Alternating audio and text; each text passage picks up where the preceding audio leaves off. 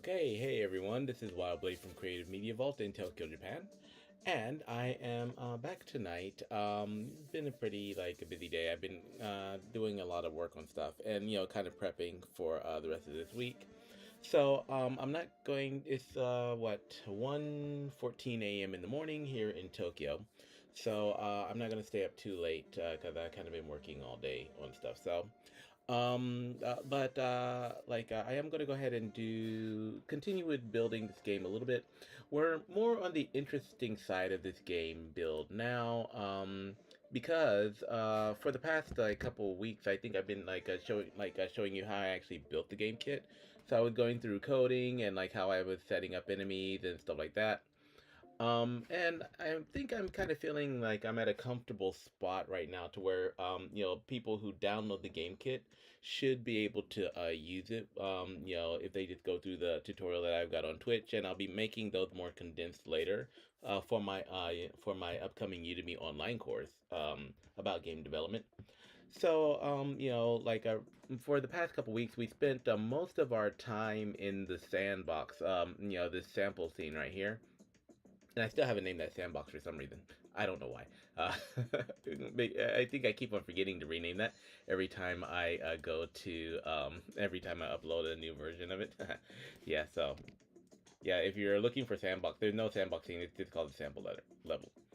So, but I am feeling kind of confident that that people should know how to use this by now. Especially if you've been watching, keeping up with my Twitch stream. So, you can download this 2D game kit from my website at, where's my website at? At creativemv.com. And if you go to my Spirits of the Lost Winds game, you can just click here and you will see a link where you can actually buy this 2D game kit. And right now it's still pretty cheap. It's about $45, but I'm gonna keep on adding more to the code and more functionality as I continue to build my version of the game. So I recommend that you buy it while it's cheap. And yeah, I'm just gonna keep on upgrading this, code wise from now. But what I am not going to be doing from here on out is I'm not going to be adding additional graphics to this. So I was nice and I gave you I did give you guys some of the default graphics that I put into the game just because I was too lazy to take them out. Um, so I did leave some of my default graphics in here, like some like for the RDC Blader, and I also wanted to give you something to like reference for animation, like how I'm setting up the animation if you're having trouble doing that. But so you will get some of the static enemies and some of the some of the default graphics and animation that I have for Kuramiya. Those you will those are the ones that you're kind of supposed to replace on your own anyway, because I will be using these characters and stuff. Well, I'm already using these characters like for my online store, for my online merchandise, and they're property of my books and games and stuff like that. So you'll need to switch those out, which is actually pretty easy to do since you don't have to code anything. But if you go to my even my itch.io page, you're gonna find like references to these characters and stuff like that. So yeah. So I mean, if you want to if you can use these characters in your game if you want to, but I think the file sizes are going to be a little bit too big. But if you don't have anything else, you can kind of use these. Just make sure that you reference if you're going to use a character. Just make sure that you reference the original source material. That's all I ask. Right. So with this, I think we're not going to be playing around with the sandbox so much anymore. So if you download the kit and you still have some issues with some of the movement and elements that that you saw in the sandbox, then what you can do is you can just go through and watch some of this Twitch stream video. Then I'll be giving those more detailed descriptions later, and then you can kind of play around with the sandbox a little bit more. What I'm going to be working on tonight, though, is I'm getting in more into the fun side of the house. Well, the fun side for me, which is actually graphics. So I don't like programming. I hate coding.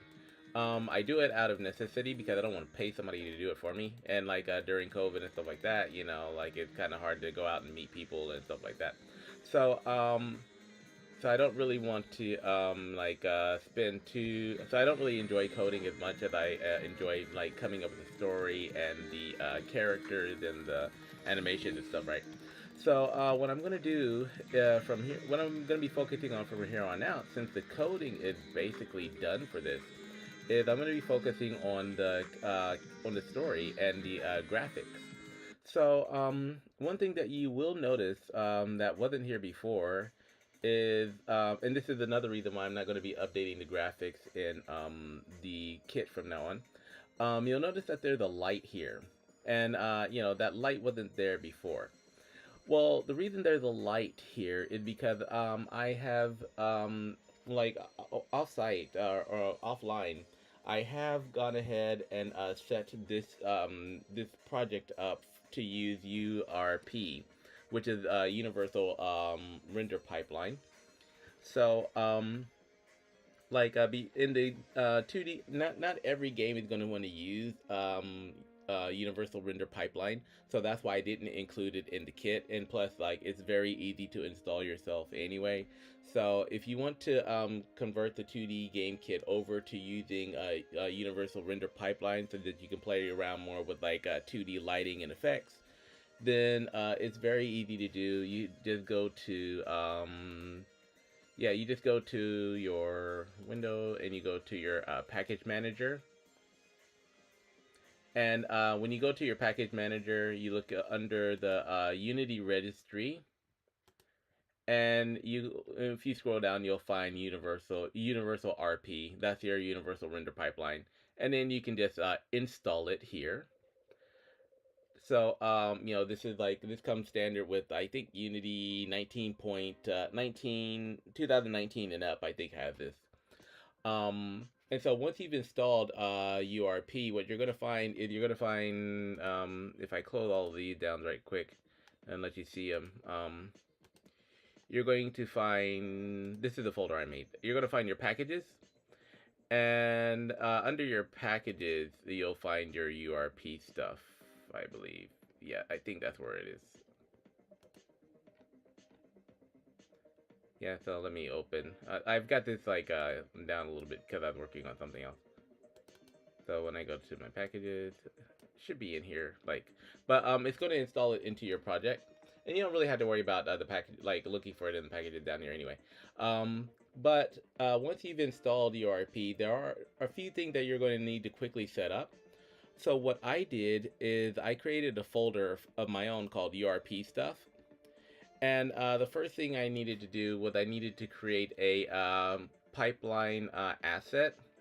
So I've already got one in here, but I'll show you how to create it anyway. So to create a pipeline asset, you can just go here, and you can go to rendering, and then you'll go to universal render pipeline, and then you'll just create a pipeline asset, right? And then you can name this pipeline asset to whatever you want. And usually when you install this, it has a default pipeline asset that was originally designed for 3D or something. But since this is a 2D game, you're going to need to you're going to need to delete the original setting that's in here. Get rid of that 3D render, and then you'll need to create a 2D one. So the best way to do that is you'll just go to here again, and then after you've created your render, you'll go to rendering universal pipeline, I think, and you'll go to 2D render experimental. And then once you click that, you will get a URP 2D renderer. And once that is created, you can name it whatever you want. So the important thing is go ahead and after you've created your 2D renderer, click on your pipeline and drag this 2D renderer right here where that 3D render used to be.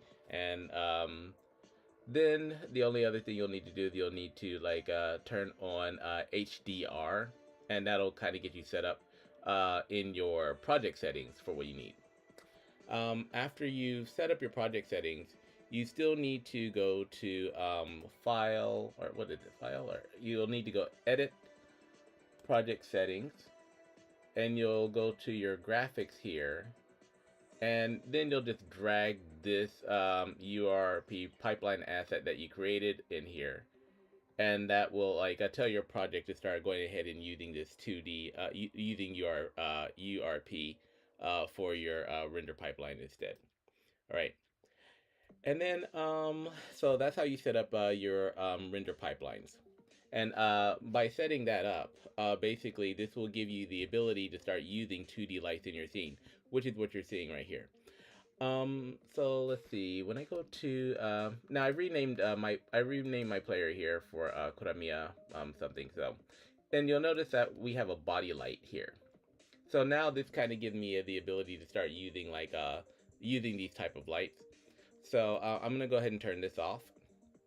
And when you're dealing with lighting and stuff like that in the scene, right now this scene does not use the sandbox scene that I'm in isn't using URP. That's why everything's kind of lit. But after you've installed URP, if you really want to use these lights, if you'll notice when I cut this light on, it's there and we can see it. But when I play the game,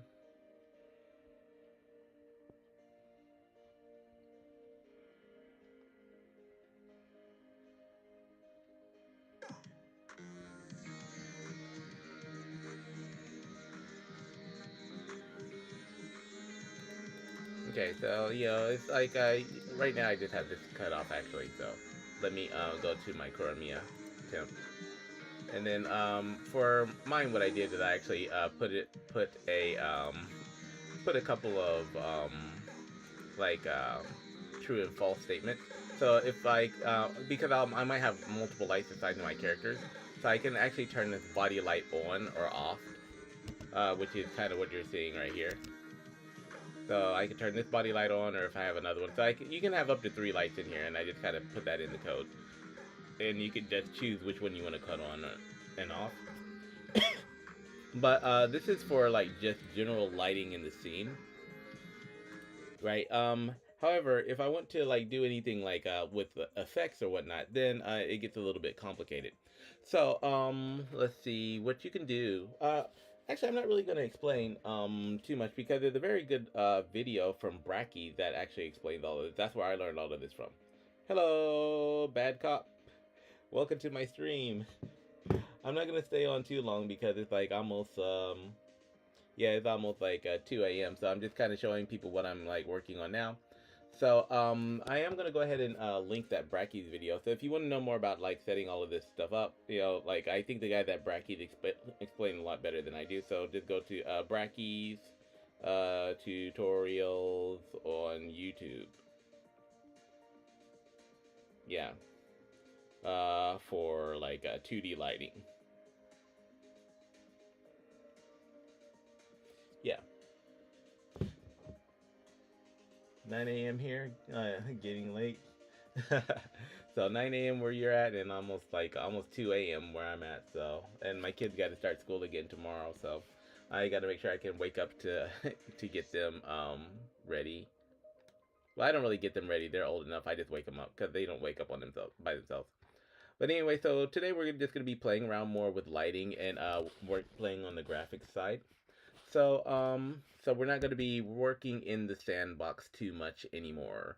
So bye bye sandbox, So download my 2D game kit from my website, creativemb.com. And this is for people who don't like coding or who don't want to touch any code. I put as much functionality as I could think of into this thing. So, this is basically just, plug and play, make a 2D game.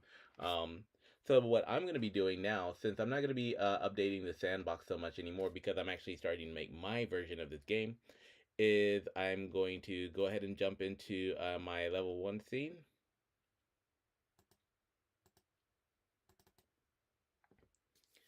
And, this is what I'm going to be doing. So you can kind of follow along to see kind of what I'm doing with my lighting and stuff. So before, I just kind of made this character and we were working on animations for the character. So let me go ahead and It's taking a while because I have a lot of stuff open on my computer. Hold on, let me maximize this. Maximize on play. So, after I set up URP today, I decided I wanted to start adding some lighting effects, some 2D lighting effects to my scenes. So now I'm going to be working on just changing the scenery, changing the background, like adding elements to it. I'm not even going to worry about trying to draw. So since this is an outdoor scene, I'm not going to worry about like hand drawing a lot of elements. I'm going to be actually using a an asset. So I'll show you guys how to use an asset. Yeah. So now when I play this game, you'll see what I've kind of got set up so far.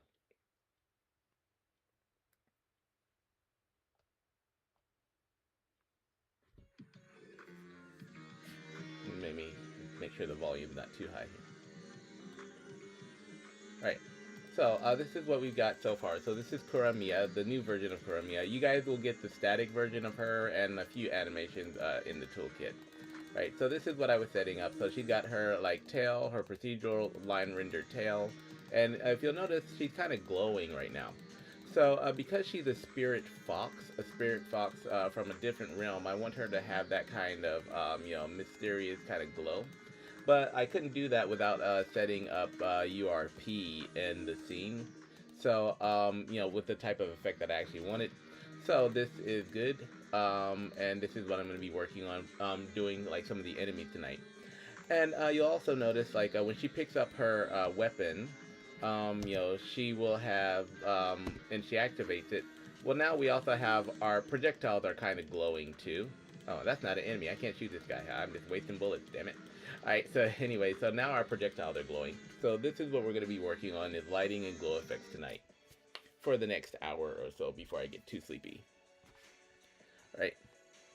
So, to demonstrate this a little bit better, I went in, now in order to use this, glow effect, what I had to do is I had to go into my camera after I set up URP, and I had to, make sure that my camera is also set up for using, URP, so, like, where is that shit at? Okay, yeah, so use pipeline settings and no, I had to click on post processing, right? And then after I checked this on, I had to make sure that I had to go down here and make sure I set this to using HDR, and that gives me access to like a lot of the effects that I can use in the scene with post processing, which is required. Which requires URP. So yeah, just watch the Brackeys video; it'll explain everything better. But anyways, like I went here, and in order to really kick this off, I needed to make sure that I had had it set up for a bloom effect. So I went ahead and turned on the bloom effect here, which is I created an environment. So basically, I had to go up here and I had to create a volume, and I created a global volume. And that global volume is kind of what you're seeing down here. And actually, let me go ahead and um, where am I going to stick that? It's not a controller. I'll put that in an environment container for me. All right. Uh, I don't think I have an environment container. Or actually, I'll put it as a URP. URP shit. Okay, that's not supposed to happen. I have no idea what I just did here. Let me go back to my my layout. Shader graph has been modified. Don't save. Okay. Yeah, I have no idea what happened there. That was kind of weird. My default layout is not this one, but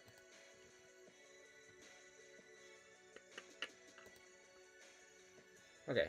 Yeah, that was kind of weird. But anyways, like I think my finger or my mouse hit the side of my fan, and that just kind of happened. All right. So let's go back up here. So basically I had to go and I had to create a global volume. So I'm gonna make turn this into a URP environment, URP stuff, mm. And then I'll stick this global volume in here. And this global volume that I created by going up here and just going to where was that? Volume and global volume. Once I add that to the scene, then it gives me the ability to add a profile, which I did. I created a new profile, and then I can it gives me access to the bloom effect, and that's kind of what I'm using right now to start getting these glows. For the bloom effect, it's actually pretty easy to use. So you have like a couple of settings that you can kind of play with: threshold and intensity. So threshold is like how, I guess, like how saturated does something have to be before like it'll start glowing, and then the intensity is like how much it can glow. So if I'm gonna mess with the intensity here a little bit, I can just like bump it all the way up to something stupid like this, and you've got like really really bright lights in your scene. And so that's what this global volume does. So I'm going to take this URP stuff. URP stuff kind of sounds stupid. I'm just going to put like in like environment and environment and glow stuff. That sounds even worse, but I don't care. So let's see, and I'll drag this one above the level map. You know, okay, and that's a little bit of organization for me. So now that I've got this set up, what I can do is I'll show you how I'm starting to create glow on my characters. So what I've got is I have 2D lights in this scene. So here, if you go to 2D lights, I've got like a couple of these set up, but this is the main one I'm working on, my default scene 2D light. And I don't think I included that in the in your version of the 2D kit because it doesn't have URP set up on it. So if I turn this off, then you'll notice that my scene goes completely black, right? Just like this. So like nothing is being lit at all. Um, so this is like this default light that I'm using is actually pretty easy to set up. You can go to create light 2D, and the one that I'm using is the global light, 2D, and that just kind of lights the whole scene evenly.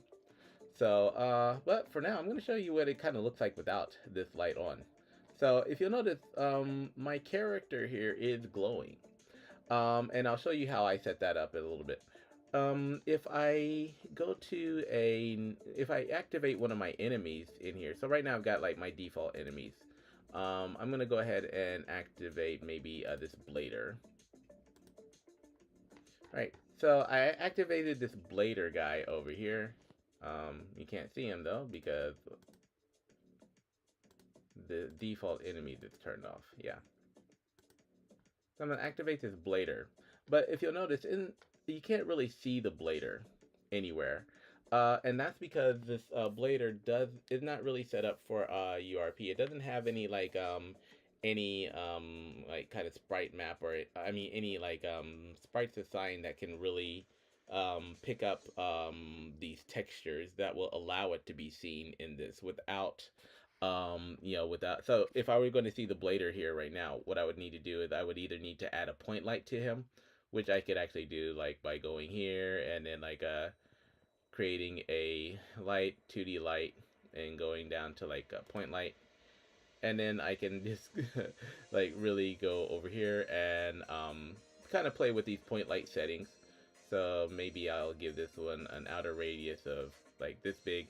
And now, this is one way we can actually see our enemy, right? Like, okay, well, if you're in a totally dark scene and like, you see this guy, okay, like there's some little round light thing coming my way, so I must kill it, would be your natural instinct, I think. And these settings are, pretty easy for you to kind of like figure out just by playing with them. So this is one way we could let our player see the enemy in a darker area. And like if we're in a dark room or something where, like maybe it's nighttime or something like that. But that just doesn't really look that good, to be honest. So, regardless of like what setting that I play with, it just kind of looks a little bit generic. Like, oh wow, there's this ball of light heading towards me. So we're not going to like set up our lighting this way for our enemies. What we're going to do, I'm going to go ahead and delete this. Right now, the only other easy way to view our enemy would be to go and turn on our scene light again. And this is our global light scene, so that just lights up everything. And I can adjust the color and the intensity of this as well. So if I want it, to be a little bit darker, you know, but you'll notice that our enemy still isn't really lit up. So now if I press this and I kind of run around,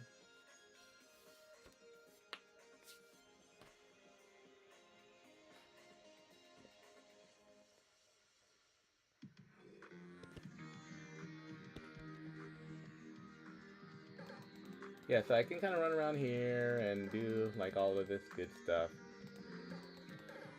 Hold on. Let me move this over here.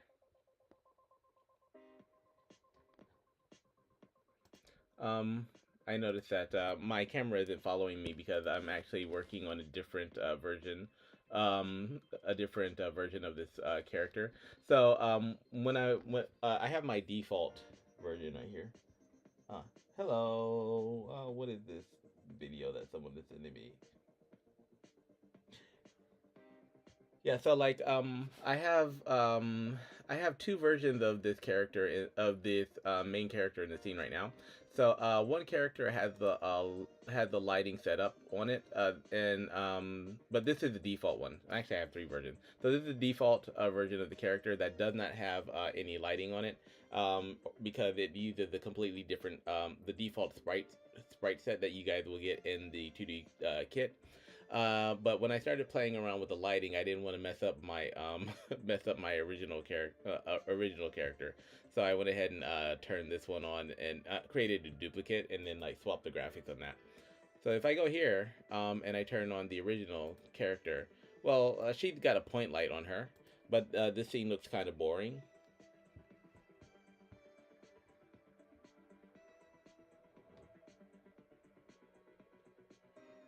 This is why Yuja Wang is Wonder Woman.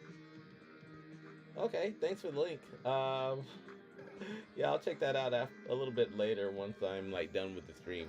So, I can kind of run around in the scene, and like, this is the original character, so I can run around in the scene, and like nothing really, interesting is happening because the scene is too dark. So that's why I went ahead and turned this player off, and created a new version of her. So I can just actually name this one URP.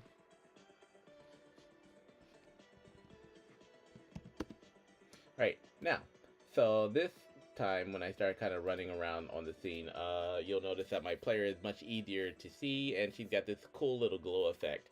Regardless of how dark the actual scene is, that's because the light is coming from her. So that's what we're going to be setting up on our enemies as well, because right now we can't really see our enemies in a dark scene, and that's not what we want. So, and the enemy projectile is also looking kind of bland because like it doesn't really do it's not lighting up, so they're kind of like lacking excitement.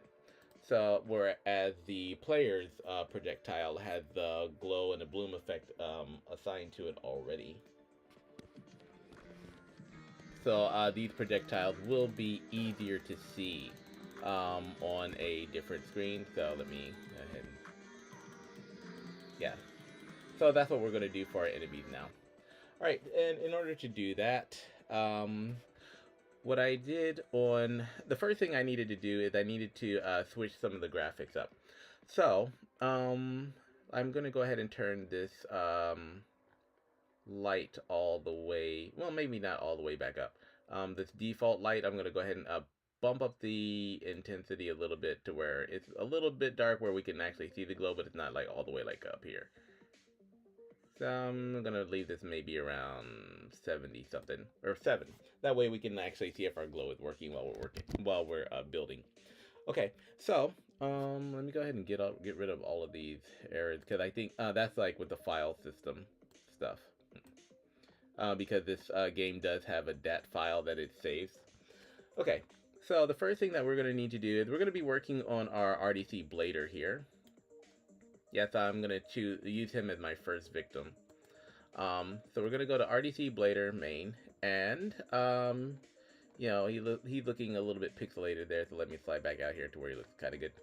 And we're going to be on this side.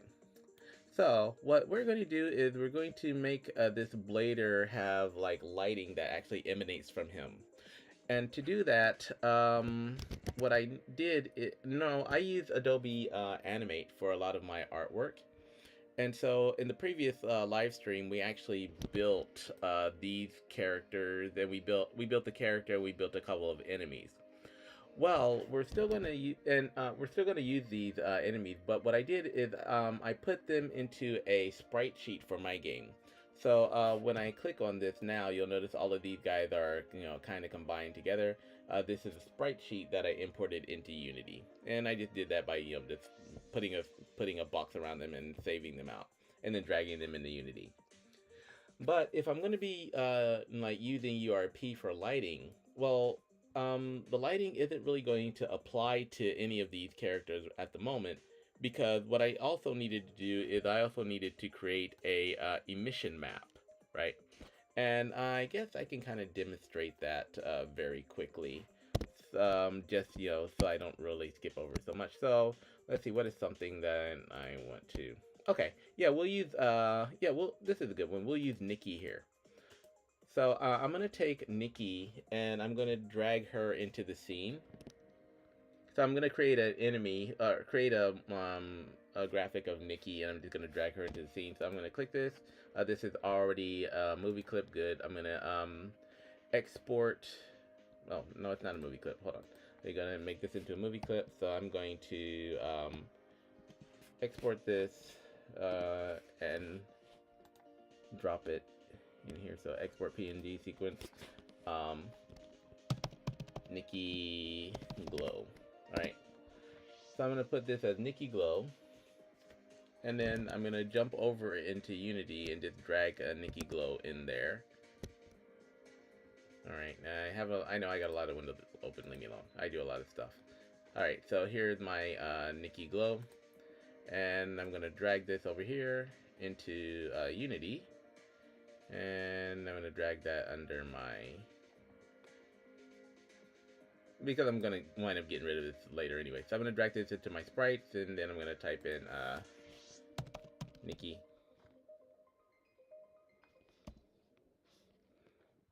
Alright, so here's Nikki Glow. And for this Nikki Glow, I'm going to go to the, when I click on her, I'm going to check the sprite editor. This is a single graphic, so, if I wanted to divide it up, I could go ahead and set the sprite mode to multiple. But, for this demonstration, this will be good enough. So I've got Nikki Glow here. And I'm going to, in the scene, I'm going to go ahead and usually just create an empty game object and just put like, right, Nikki Glow, yay. Alright, and so now I'm going to take this Nikki graphic and just drop her in, well, grab her and drop her in here somewhere. And you notice that she's looking kind of bland as well, so let me go ahead and shrink her down. And why do I have two of these? Oh, that's because this is the empty game object. So I'm just gonna drag Nikki Glow into Nikki Glow. All right, and make sure that this is like kind of centered up. All right, yeah. So there's really no excitement to this character at all, and that's because like she's in a dark background and she has no lighting. So, in order to fix that, what I'll need to do is I'll need to go to her graphic,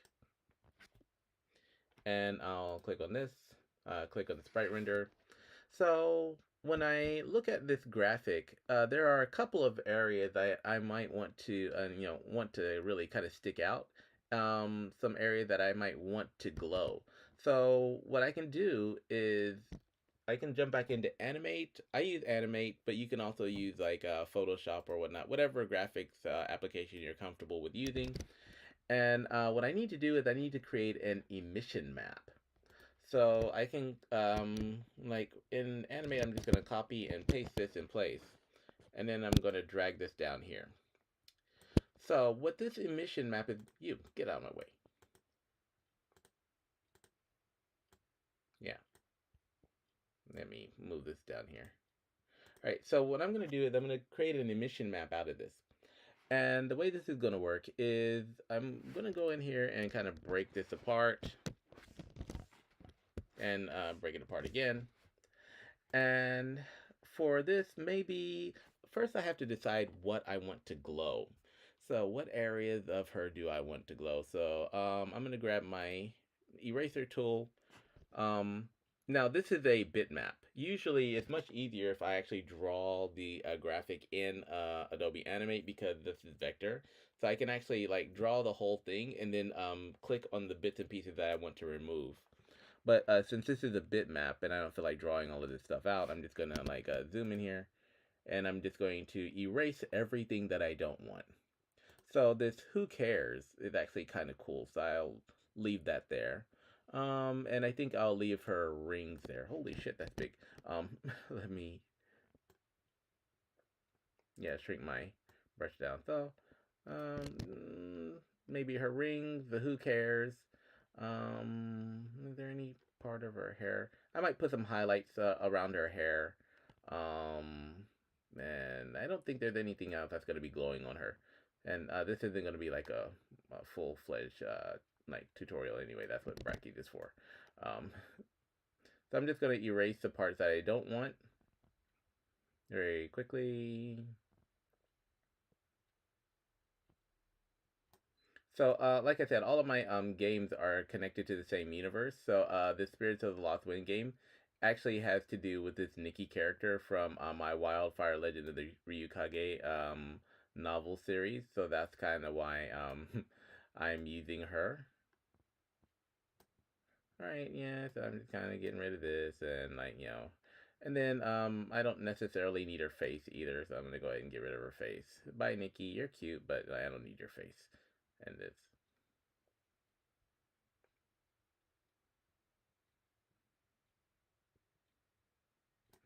Okay, so I'm getting rid of her face. She's like, yeah, how could you do this to me? Shut up, you like it.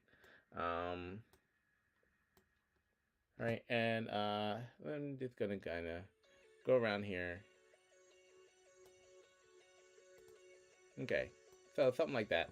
And then even the hair. What I can do is let me.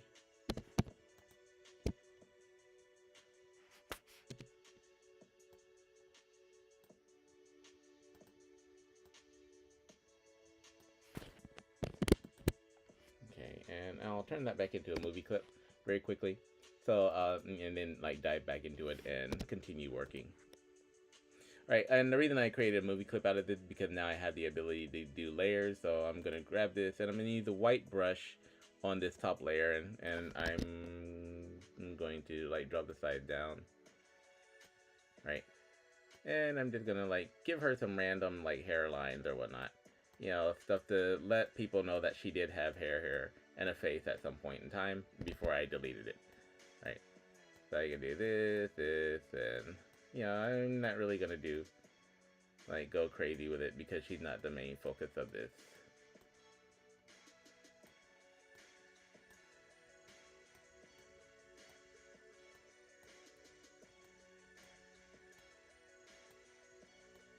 Yeah, so something like this might work.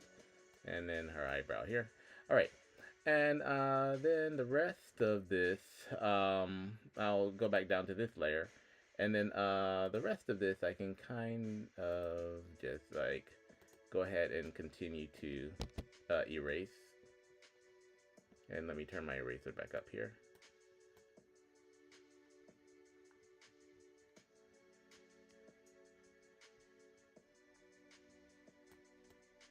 Yeah, so I'm just getting rid of the rest of her hair, basically. So when you're making your emission maps, everything will need to be white. So the reason I'm doing it this way in Animate, is because actually that makes it much faster for me to turn everything to white. So now that I've erased what I don't want in here, um, I can zoom back out, click on this, and like Animate has filters. So now that this is a movie clip, I can just go here and I can go to color effect and I can go to tint, and I can choose the tint. And if you'll notice, it already turned everything. It'll turn it to whatever color I want, whatever color I say. But I want it to be white, and this is going to be pure white. And voila, there is my emission map. So let me move this over here. So this will be my emission map. Um, and with this emission map, I'm not really sure if that's gonna show. Hold on. Yeah, usually you can do this in Photoshop or you can do it with the vector graphics a lot easier. But anyway, my mission map is going to look like this, and I want to make sure that it lines up completely with my original graphic. And it's not moving. Why aren't you moving? All right, you move. So I want to make sure that everything kind of lines up correctly. All right, cool. So these white areas are going to be the areas that are glowing on her. So now I'm going to take this and I'm going to convert this also into a symbol. And in this case, I'm going to call it Nikki emission.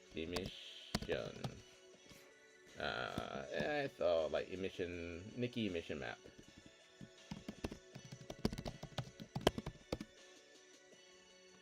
Okay, cool. So, now that I've got the area that I want to glow on her in the correct spot, my looks like my animate's getting ready to try to crash on me. Let me go ahead and save this. So let's go over to Unity, and I'm gonna grab this Nikki emission map.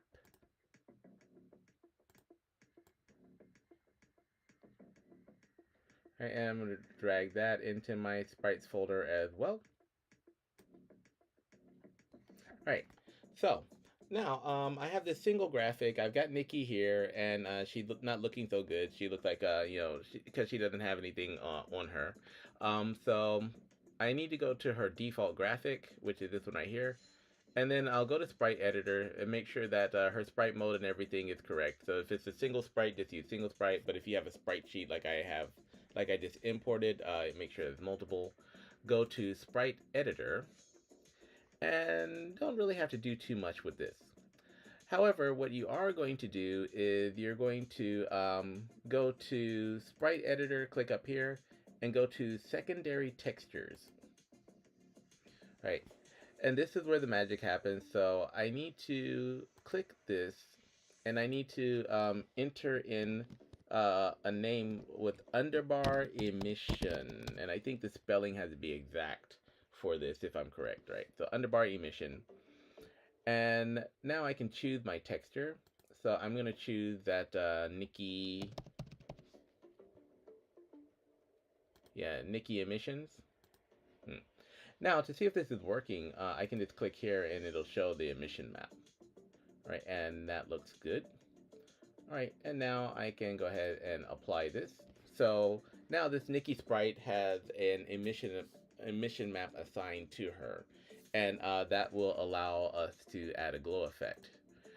So let's see, we have our Nikki sprite and our Nikki emission map assigned together, but you'll notice she still ain't glowing. Nothing's happening here. So that's because we need to create a material for her. So what I did is I actually went in and created a few different shaders. So I'm gonna go to my shaders folder. Yeah, and I could create a new shader from scratch, which I think I might actually do. So just for this, so I'm gonna go to here. I'm going to right click on this, and then I'm going to create, and I'm going to create a shader. And this will be a, 2D render. And I tend to use Sprite Unlit for most of my shaders. And I'm going to name this shader Nikki Nikki Shader. Yeah, so I'll just name that Nikki Shader for now. All right, and then after I've created this Nikki Shader, I'm going to right click on this, and I'm immediately going to create a material, and I'm going to name this Nikki Shader, Nikki Glow. Yeah, Nikki Glow 1 or something. And this will be the, so this material is already been assigned to this shader, basically. So Nikki Shader, Nikki Glow uses Nikki Shader. All right, and so now that we have our shader created, what I can do is I can double click on this shader, and this will open up my shader, like sorry, my, what is this? Okay, now I want to, I have trouble dragging this window sometimes. Right. This is like, what, shader graph? But for some reason it doesn't really like to, um, here's my window, my shader graph. Yeah, sometimes it doesn't like to move. Because I like to have this full screen. And I don't want the main view. Alright. Okay, move. Yeah, it's not letting me float it. For some reason. Yeah, this happens to me sometimes. So if you guys know why that happens, like, let me know. Yeah, it's not letting me pull the window. Like, not letting me drag the window.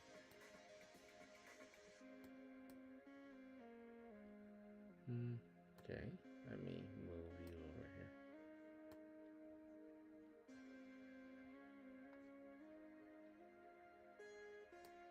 Okay, there we go. Finally managed to detach it. This is a pain for detaching sometimes. I don't know why.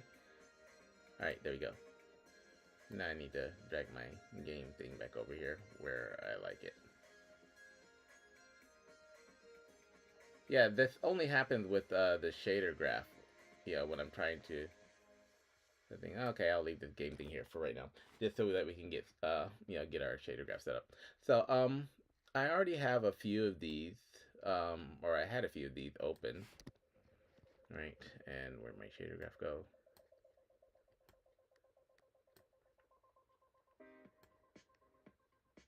Yeah, I have so much trouble with moving the shader graph window around. It's not even funny. Okay, there we go. Go back to scene. Okay, so now I finally detached my shader graph window. If there's an easier way for me to do that, like, please let me know. But, alright, so, now I'm in the Nikki shader, so we'll need to do a couple of things. The first thing we'll need to do is in this scene, we'll need to find our Nikki graphic. And you'll notice that the material that is set for is still the sprite lit default. Well, I want to use our newly created Nikki shader. So I'm gonna go here and where's my shader at? I'm gonna go to my shaders and I'm gonna grab my Nikki shader.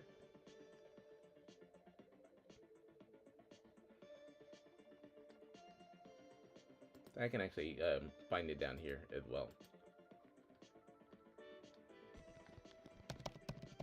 Yeah, so I'll go to our Nikki Glow. And once I click on Nikki Glow, I'm just going to get this big ass white square. And the reason why I get this white square and a message, it says that the property doesn't have an underbar main text. And this is important because we're going to have to create that in our shader graph. So I'm going to go to our Nikki shader up here, and I'm going to click a plus, and then I'm going to go to 2D texture. And when I go to 2D texture, I'm going to name this one main text. And this really messed me up the first time I did it because I kept on typing in main text and it just wasn't recognizing anything. But it took me like about 30 minutes to figure out why my my shader wasn't showing. So you can name this one basically anything that you want. I just name it main text for consistency, but the reference must match, the actual, like to the exact letter main text, right? Otherwise, it's not going to work. So, so I've set this up here, and now, what I'm going to do is I'm going to drag this main text into the scene, and I'm going to make this bigger. I'm going to make this window bigger. I hate messing with this shader window because it always like has something funky going on with it. All right. All right, and let me enlarge this a little bit. So I'm going to grab this main text output, and I'm going to drag it down here, and then I'm going to look for a texture. So simple texture. So I got a simple texture here, and then I could just go ahead and plug this into color, right, for the main part.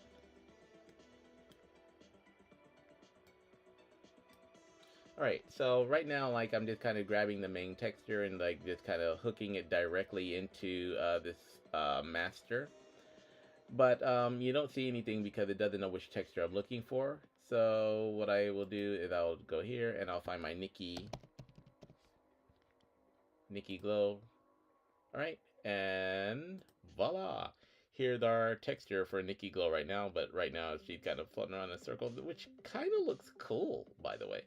But since this is gonna be like on a character, that's not in 3D, we're gonna go ahead and turn this to 2D. So I'll right click here and I'll select quad, and that'll give us a more accurate look of what she kind of looks like. All right, so we have this, and we still haven't set up our glow.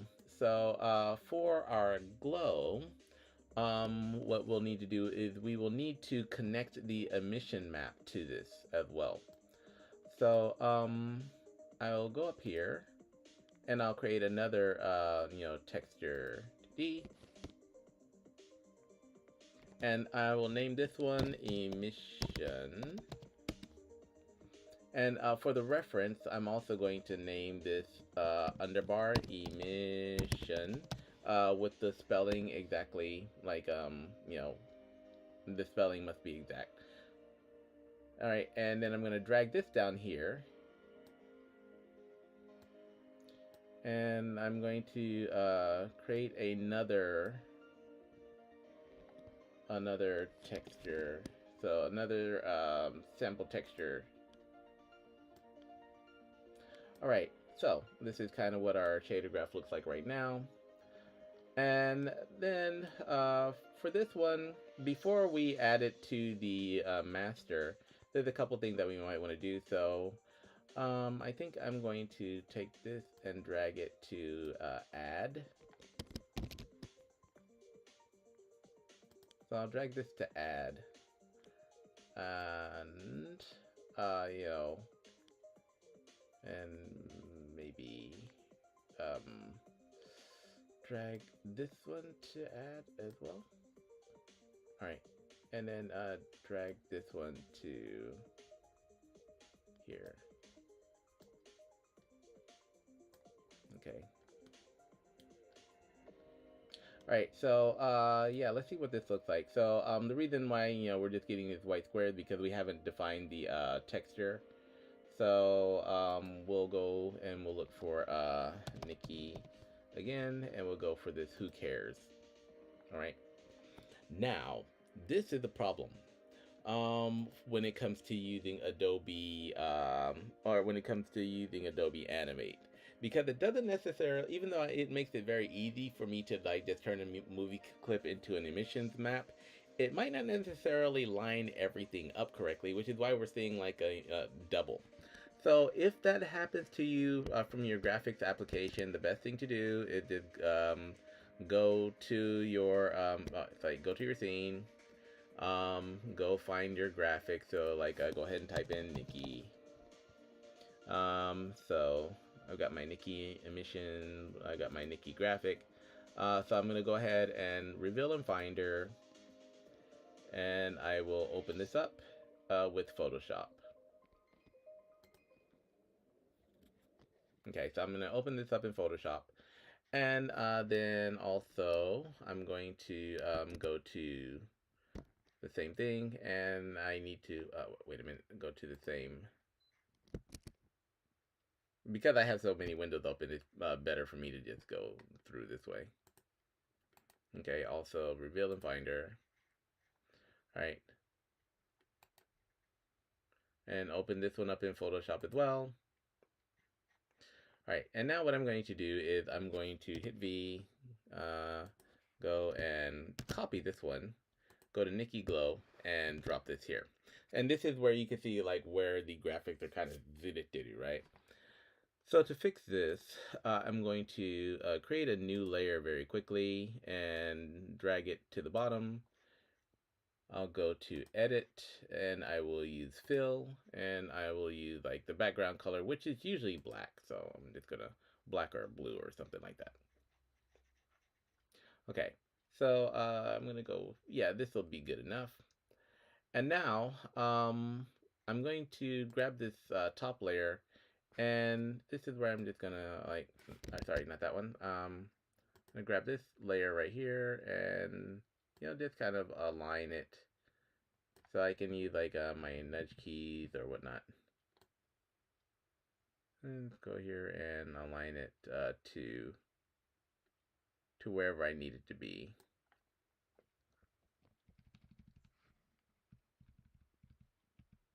Yeah, right around here I think it's good enough. Okay, yeah, and then so now what I'll do is I'll turn this off, and I noticed that there's a little bit of extra kind of stuff around here. I normally use like transparent graphics, so I'm not sure how this is gonna work. But anyway, we'll try it. So I'm gonna save this as the emission map. So I'm gonna go here, go to export as PNG. Now that everything's aligned, and I'm going to name this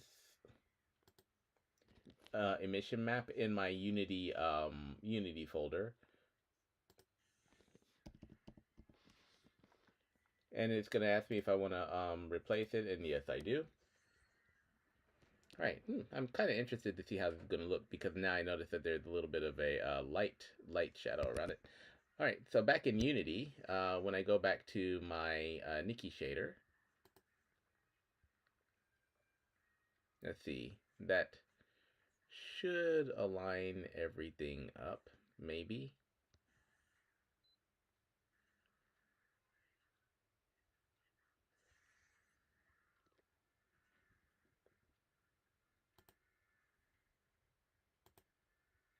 Go to my emission map again.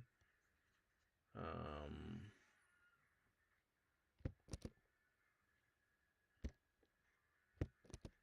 Let me go back to Photoshop and make sure I actually save that to the right place. Save as. Yeah, okay, there we go. Yeah, sprites. Nikki emission map PNG. Alright, go. Whoa, okay. Yeah, that should be good. So, cancel.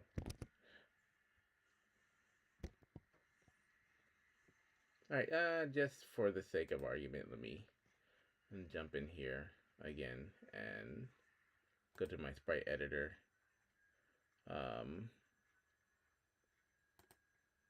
My secondary texture. Nikki map. Okay, that does look like it's lined up now. So, sprite editor. Let's see, secondary texture. Okay, yeah, that should be good, I think.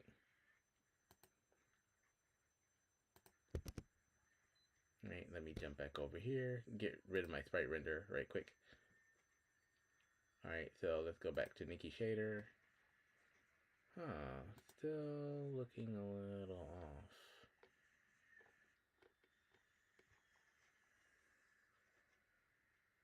Okay, well, anyways, I'm going to continue with this just to see if we can get that, see if we can get that fixed. All right, so this is kind of what we're looking at right now.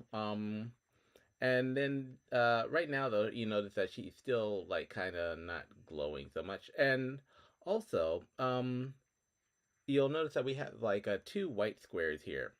Well, the reason why we're having this all white is because we're using the RGB value. But we don't necessarily need the RGB value because this is an emission map. So all we really need to do is just maybe sorry, not that. Take this, and I don't know why I keep on doing that. Just grab one of these. Because it's also grabbing the transparency, right? And then we'll go here. Ah, okay, there we go. It just realigned itself now. Right. So now we got rid of the transparency on this, so this is not showing all of that extra white space around it, which is cool. So at this point, we can like save the asset. All right, so we can save the asset, and then if we look into our scene, yeah, that little, the whole background wasn't completely transparent. That's why we're getting this. But you'll see like the little glow thing starting to happen with her. And so, what we're going to do is we're going to kind of continue with this. So this is a nice little glow effect. And if I click on the Nikki shader, right? If I go to the Nikki shader, which is actually this one, or the Nikki glow. Yeah, if I click on Nikki glow, you'll see that we got this, but we don't really have any options. So this is just the basic glow that we kind of got for her. Well, if we want to, maybe we want to change the color of this glow and maybe add some ability to change intensity. So we'll go to our Nikki shader again, and I'm going to take this one and drag it out and go for a multiplier. No, multiply. Right. So I'm going to create a multiplier here. Um, and what I'm going to multiply this by is a color. So I'm going to click plus up here and I'm going to go to color. And I don't really have to worry about the reference for this one, I don't think. Do I? Nah. Alright. So, and then for mode, the most important thing on this one, I think, since it's just a normal color, is going to be the mode. So I'm going to change the mode from default to HDR because that will give me the ability to not only change the color, but also change the intensity of it as well. So in HDR, I'm going to now drag this color somewhere in the scene. Maybe make my multiplier down here. And I'm just going to link this color up to B. All right, and then I need to replace this one. Let me organize this a little bit better. So the master is going to be over here. I need to drag this output to this right here. All right. And cool, that gives us our multiplier. But, now she's just kind of chilling and she's got like no interesting glows going on because when you're working with the emissions, basically anything that is black will show up as normal, and anything that starts to increase, like kind of shift over to the white side, will increase the intensity. So right now this color is black, but I can kind of change this to like maybe even red or something like that. And as I play around with it, if I go to like full on white, you'll notice that I can easily change the color of this, and you can see the effect of it over here, right? And right now this is looking pretty good, but maybe I'll give her not even red. I'll give her like some yellow. That yellow looks kind of bad, so I'll go over here, and you can increase the intensity of these if you want to. And in her case, this is increasing the entire graphic because, like I said, it wasn't completely transparent. So that's you can see this little shadow, this little outline. So there were I guess the background was a little blue or maybe a little light. So we're not gonna worry about that too much. But I can increase the intensity on her rings or not. And then what else can I do? So increase the intensity or change the color of all of this, you know, to like whatever I want. Now that pink doesn't look too bad either. So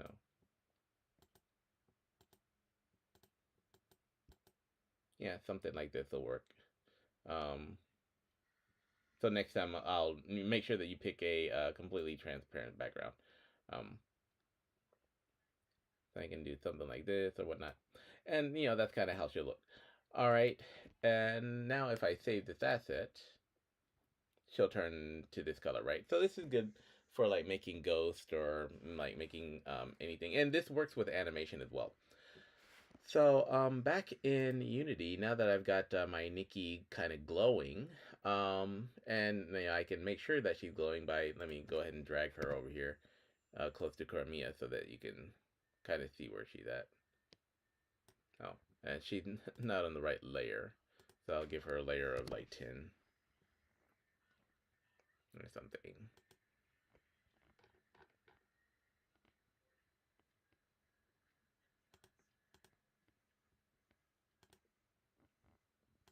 Where is she at? 13? Huh. She's not showing up in my scene. Why is that?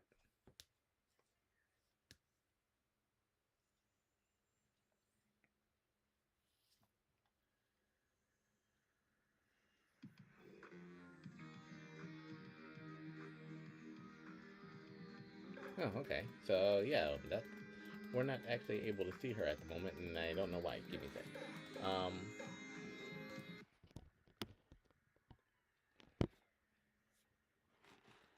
Why? Static, glow, boom. Default 2D sorting layer.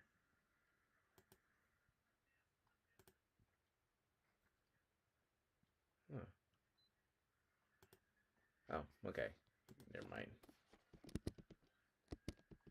Okay, yeah, she was on like a really distant planet of a layer. I don't know why that happened. So now we should be able to see her fairly well. Let's go ahead and zoom in on her, drag her down here. Okay, so now you can see that she's well lit up, and we've already added our shader and our kind of glow effect to her. So if I want to change the color of her now, when I click on her shader, I've got this HDR setting. And this will allow me to control everything that I need to with her. So I can change her color. I can like, you know, totally switch her over to blue, reds. Well, actually, that red looks kind of tight. And I can change the intensity of her as well to make her like completely glow. And like I said, since it works with animation, I could actually have like a glowing effect on her. So yeah, that's how you set up glow for your characters and stuff like that using shader graph. So let me go to my shader graph and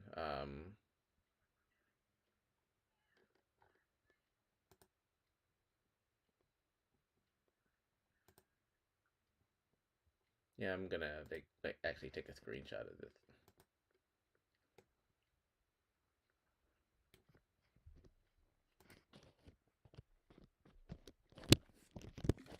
Okay, yeah, making sure I can get like a nice little screenshot of that. So yeah, so this is how you can set up glow on your characters.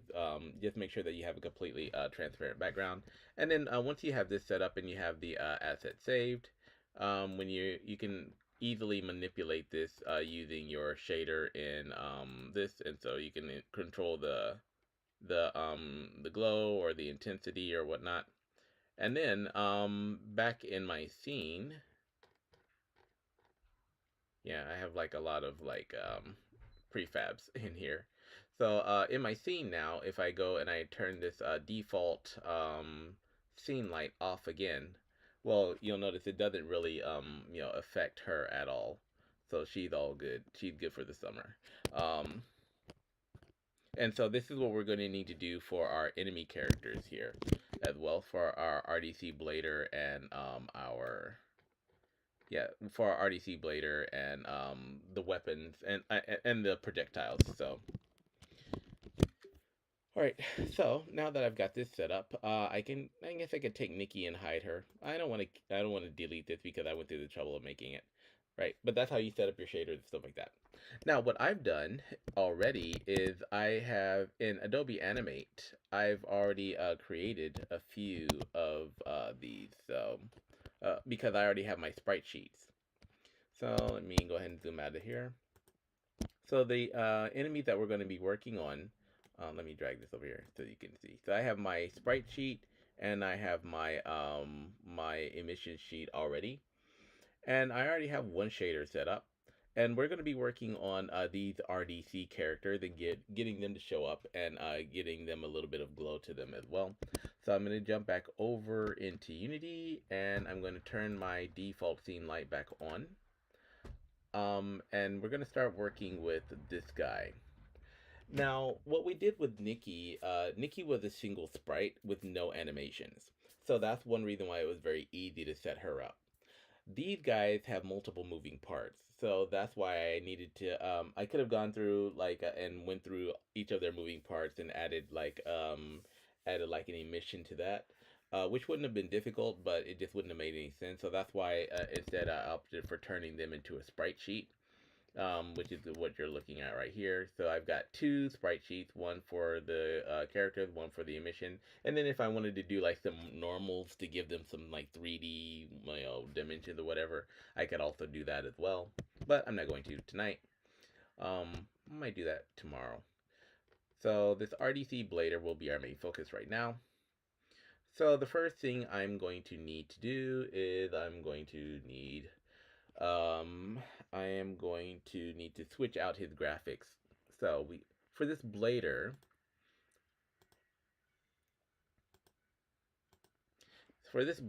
I'm just gonna make a duplicate of him and turn it off. So I tend to do that just in case I screw something up.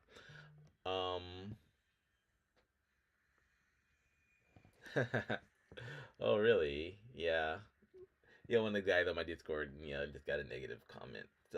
So yeah, on social media. I'm not such a huge social media fan. I just use it because I have to for business. But I'm a country boy, so I'm not really used to like dealing with all this kind of stuff anyway. Um, so what I'm going to do actually is let me turn this back on. So we have our blader main. I'm going to use this blader, and I'm going to change quite a bit of stuff on this. So we've got our body parts in here. We have our head, our body, our arm, arm left, arm right, foot left. So what I'm going to do in here is I'm going to open up all of these and I'm going to click on all of them except for the physical body and the homing target. And I'm going to change the color to something really, really, really stupid. Like, I don't know, like something really stupid that I can really see, that I can still see through. Yeah.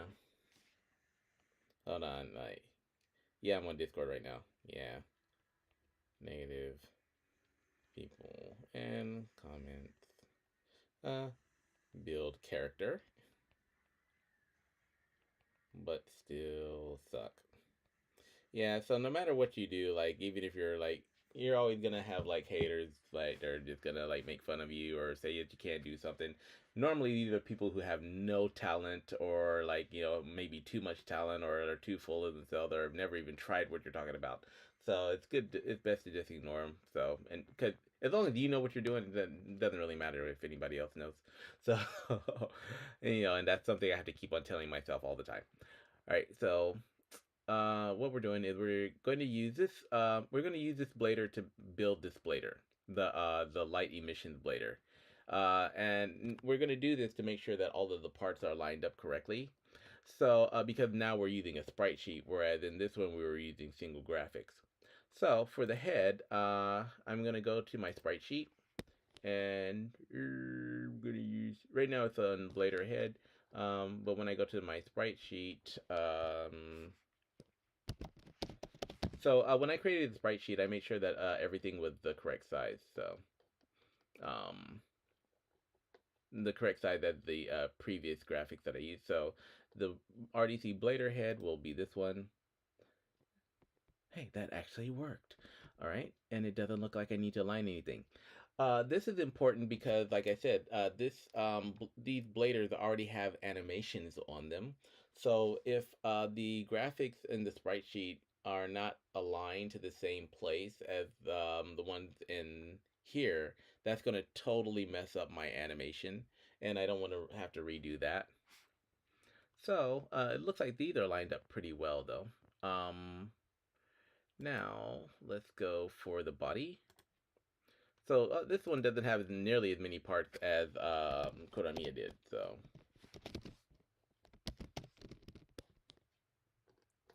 right. So got to be careful because the blader body and the gunner body are different. So this one should be.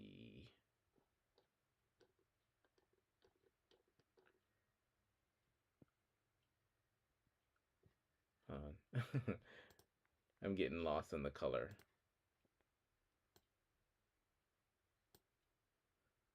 Okay, so the blader has the light armor. Yeah, the light armor and the dark light armor and the darker arms. Or sorry, light armor and light arms. Got it. All right, so so that's why I didn't get rid of this guy because I wouldn't be able to remember any of that shit. So so let's go back here to sprite sheet.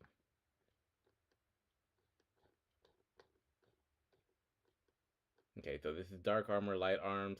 Our blader is this one right here. Right, so right, and then the arm will be light and dark. So because in sprite sheet, I didn't actually give these things names, which you should do, by the way, but I didn't do that because I was being lazy, and now I'm kind of paying the price for it. So sprite sheet. Why do I have like 3 of these? Oh, okay, that's why. So this one should be his left arm. Ooh, okay. Now, what just happened here is that the alignment of this sprite is off. Yeah, I'll fix that in a little bit though. All right. So weapon sprite. Yeah, let's go ahead and continue. So the weapon sprite. So he's got his well, this one's easy. So he's got his RDC blade here. So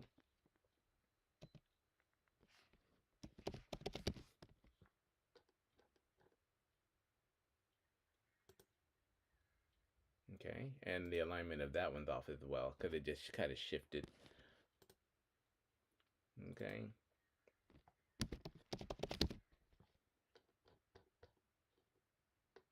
Okay, light arm. This should be the right arm. Nope, this will be the left arm. Okay. Yeah, because all I did was just create. I just um shifted it horizontally. All right. I use the same graphic, but then I flipped it horizontally. That's what I mean. All right. And then right foot and left foot. So the feet, well, actually, yeah, you are going to see them. So I was going to say you're not really going to see them that much, but we'll go ahead and add that as well. So sprite.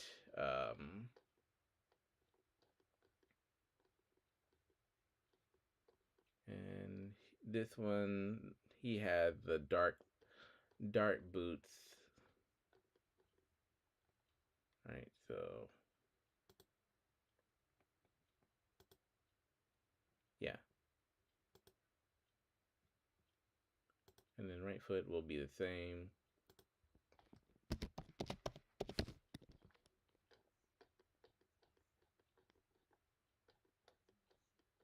Okay, yeah. So I created like 2 feet, but then I just got lazy and decided to just use one of them.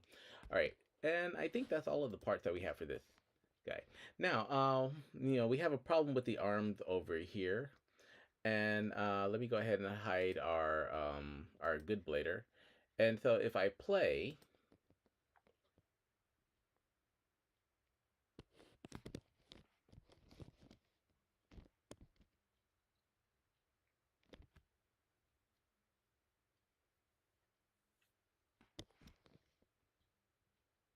So you can watch as the RDC Blader chases me, and you'll see like because the pivot point on the sprite sheet is damn, that's faster.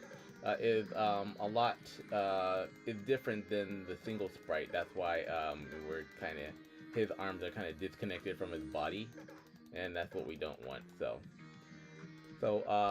quickly I'll go in here and fix the pivot point, and I'm also gonna have to fix this weapon. Alright, so the way that I'm going to fix this on the sprite sheet is I've got to go find the sprite sheet, and that's going to be sprite sheet.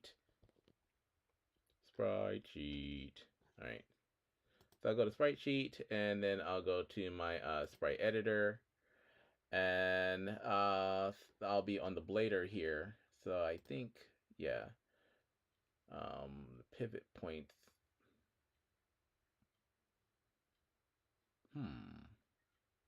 Actually, before I do that, let me go to this blader. And let me go to arm left, RDC Blader arm.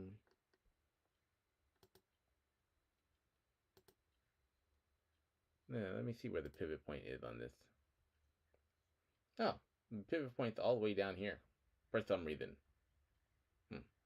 Okay, yeah, so it's kind of close to his sleeve and in the middle.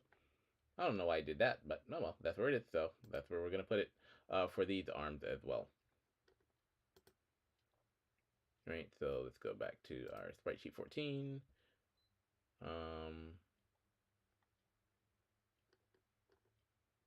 Okay.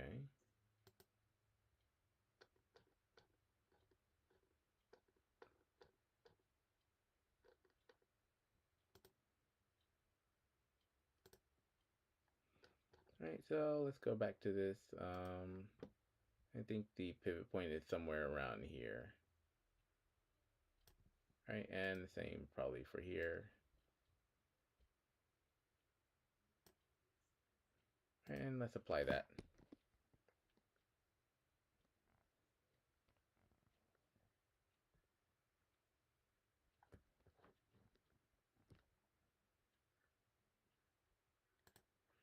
Okay, and okay, that did kind of draw them back in a little bit. Alright, so now let's play and see what the damage is.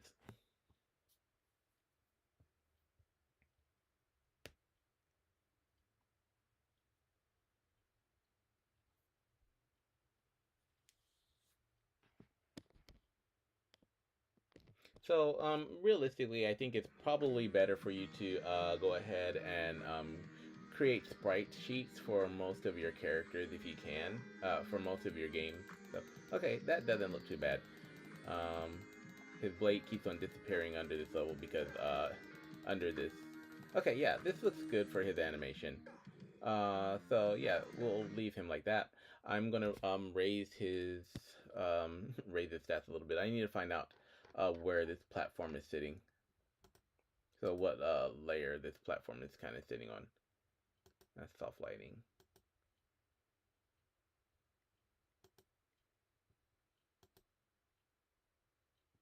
What are you? Your grass tile. What? Grass tile. What? Grass tile 8. All right. Let's go back to our Blader. Oh, Blader, where are you? Okay. So his weapon sprite is set on 7. All right. So I'll put this up on 9. And let's see. Go ahead and switch his arms up as well. So because I want his arms to be above the weapon. So these will be on 9. All right. The head is always there, like body, foot, 1, foot 2. What's his body on? 10. Okay. Yeah, so because of the layout of this level, actually, you'll notice I have like stairs, so some of them are stacked on top of each other. So I do have to kind of be careful with my layering, my sorting layers and stuff like that. So foot are both on, feet are both on 8. Physical body, we're not worried about that. All right, cool. So yeah, this should work. Let me go ahead and save this. Mm.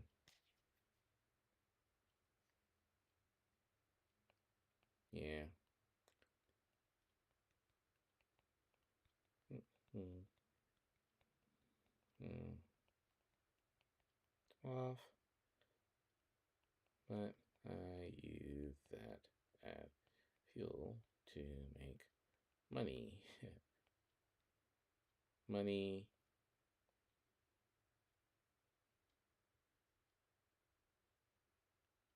then laugh at them later.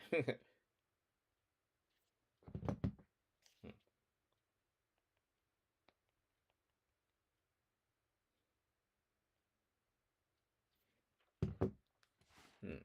Yeah, yeah. Okay. So we've got this here. All right. So this is kind of what we're looking for. All right. So now that this guy is set up, this blader is set up, we're going to quickly cheat. So instead of going through all of the trouble of making another going through remaking the sprite sheet and all of that stuff, um, once you have like one shader set up, it's pretty easy to make another one. So I'm going to go here and go back to my step. I'm gonna go here and I'm just going to copy my previous shader. So I do have a sprite shader, which is under shaders here. And so I got my sprite sheet shader here. Well, now what I'm going to do is, since I have this sprite sheet shader graph, I can actually maybe just actually let me see if I can just duplicate this and use this as a what is it?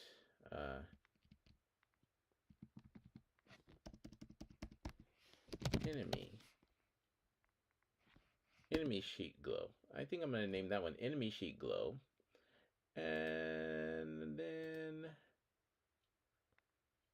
I will need 2 different enemy sheet glows. Um, because the glowing parts of this um glowing parts of this will actually be green.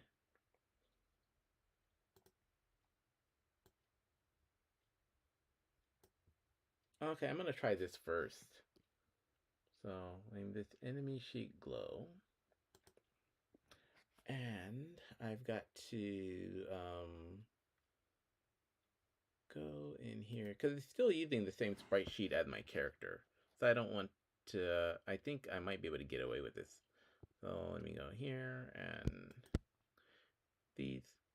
All right, so right now the material that this guy is using is the Spritelit default, but I just cheated and created another one. So can I find my enemy sheet glow in here?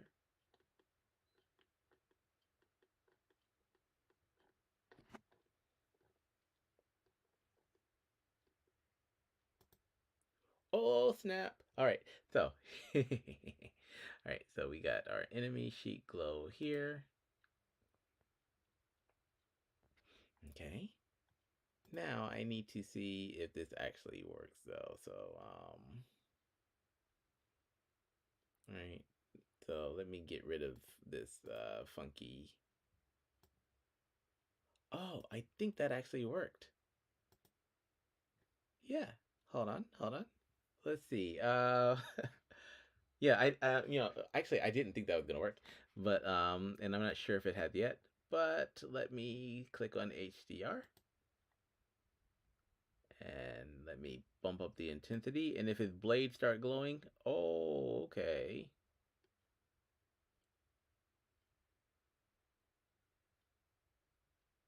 Okay, so the area of this sheet that I want to glow is basically I just want I mostly want his visor at the top of his helmet and yeah, the visor, the top of his helmet, and his laser blade to glow. So I don't really want his body to glow so much. It's just kind of like we should have like maybe some light reflecting off of those. Yeah, something like this. Okay. Now, let's see.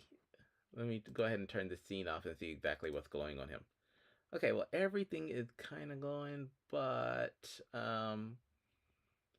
yeah, you can see the green a little bit more, because that's what I specified in my texture sheet actually. So what you're looking at here, you're looking at the top of the blader's helmet.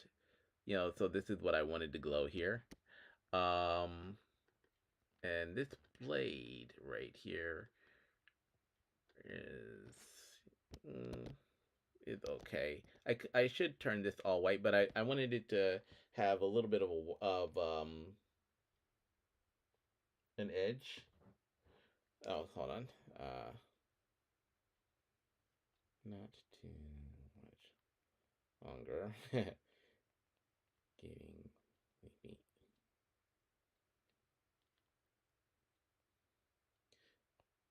Yeah, I kind of want it to be green, but I want to have a kind of lighter outline around it.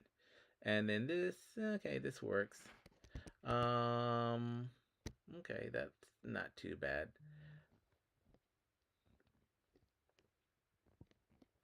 Let's go here. All right, this is actually looking kind of cool. So let me go back to my enemy glow and maybe bump the intensity of it up a little bit. Ah, okay, yeah, that looks good. No, no, no, not too much, not too much. Down a little bit here. That's the intensity. Let's go up a little bit here. All right, yeah, because I don't want to. He is a Red Dragon Clan member, so I want the red to be prominent, but I do want to make sure that he's got enough of a glow to where we can kind of see. You know, I think this would be decent. Yeah, so we can still see the red. So we can still see that he's mostly red, and but he's got his like glowing parts on his weapons, which is what we're after. Yay! Okay, so that's how I can. That's how I just kind of cheated, making another shader. All right. So he's got his glowing weapons. There are a few problems here, though. I don't really want this to glow in this green. So what am I gonna do? I'm gonna turn that off.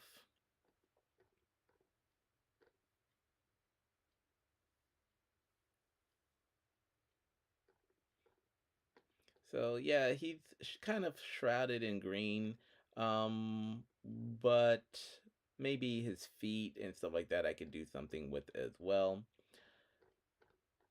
All right, let's see what this looks like in this scene though.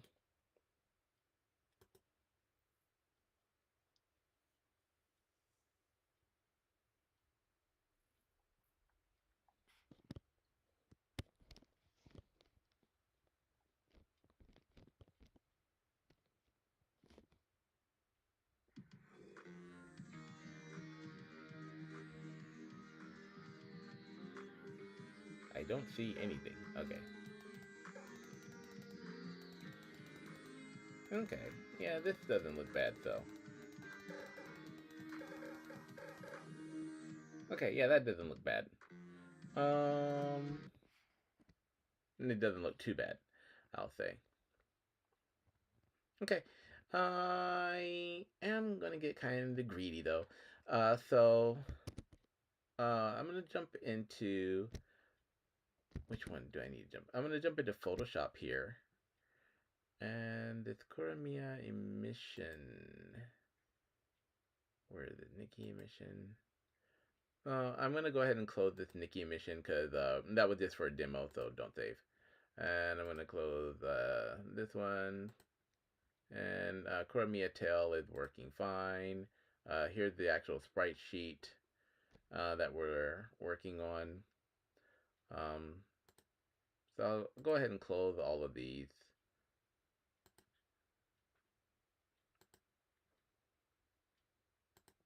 Yeah, because I made some adjustments to these, so I don't necessarily need to.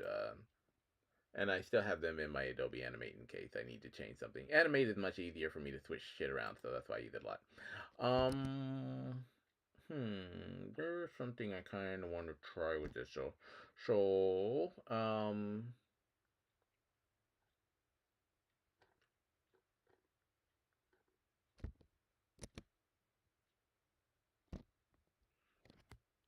okay, let me try something very quickly. So he's got a lot of green, but maybe I want to give him a little bit of yellow and orange as well. So to do that, what I need to do is I'll need to go to what was that emission? So let me go find this again, and Reveal Finder. Open this up. Open with Photoshop. Okay, so I think the rest of these are all good. Uh, but I might want to just rename this.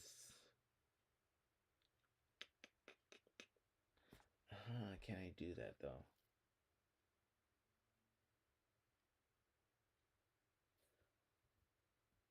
Hmm. Um, the what I'm thinking is, let me zoom in here. He has some yellow parts, like that need to kind of remain yellow, that are kind of being tinted green because of that. And they're not separated from the graphics. If they were separated from the graphics, like an extra part that I just kind of put on top of the graphic, then it would be easier for me to just duplicate and create another shader, and then I could change them a different color. But because they're actually attached to the graphic, and I kind of don't want to like go through recreating those, I think I will use my eraser tool here and just erase this. What the hell?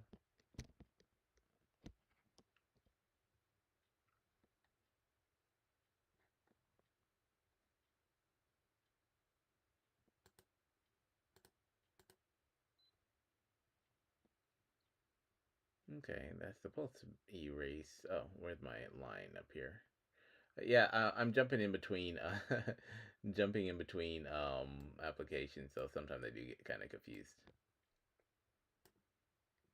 Okay, yeah, let me get rid of this because this is the yellow part of his helmet that I kind of want to be that I kind of don't want being converted over to green, and I'll get rid of this. Yeah, this is just me nitpicking now, so just, you can skip this part and ignore me if you want to. All right, and now I'm going to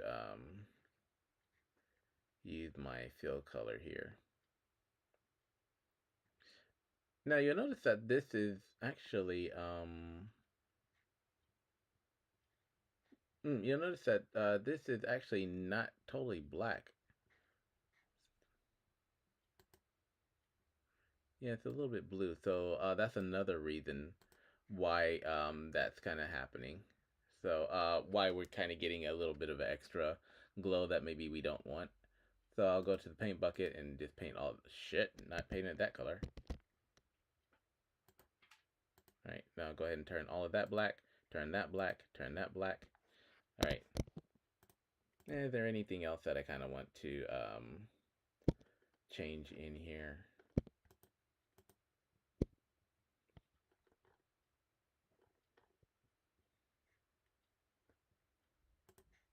Okay, this black, black, black, black. Yeah, with a little bit brown, sorry, not brown, a little bit blue before. So when you're doing your when you're doing your lighting and stuff like that, you want to make sure that everything is like black, black, black. And then I also need to get a white here. So let me.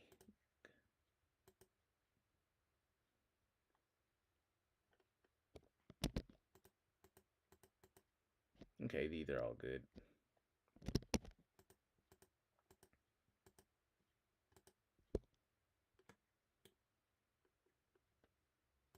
Okay, anything else that I need to adjust? Yeah, I think that should be okay. So, let me go ahead and save this.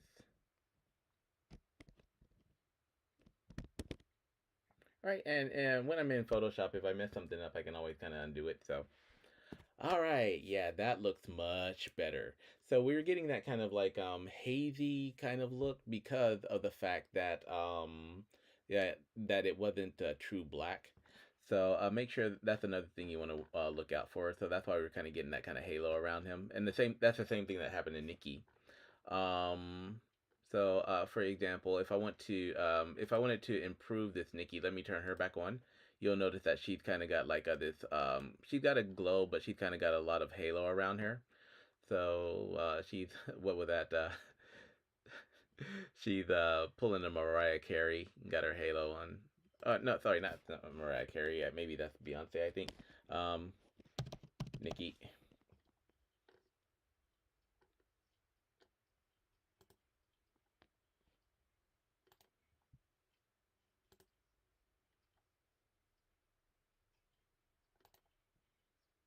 So I mean that's a pretty simple fix. So just make sure like that everything is set to black, black, black. So let me go here, set this color to black, get my paint bucket tool, and just go nuts. Like black, black, black, black, black. Are you black? You're not black.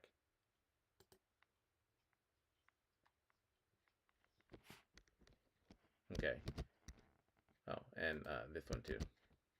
And that should fix her as well. Okay, there we go. And now we have a much better glow on Nikki as well. And that is such a cute graphic. So it's like these guys just hanging out. So well, like since I've got her in the scene now, basically Nikki's job is killing these guys. And Kuramiya is actually like kind of like Nikki's pet. But I mean, you can't tell Kuramiya that because she'll get pissed off. But Kuramiya is basically like Nikki's pet.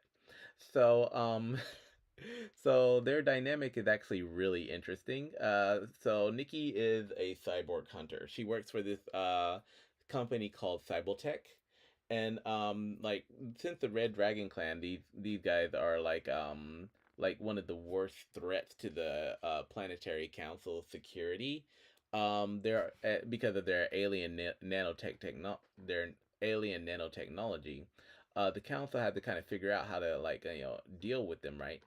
And so Nikki, she's actually kind of like a tester. So any new weapons that the that Cybotech develops for military uses, her like they try developing like mechanized weaponry and mechanized soldiers that can compete with these guys. Nikki is the tester, so her job is to break their new toys. Right. So cool. This is looking pretty good. Still a little bit something wrong with the blader. Though. Let me reopen that emissions.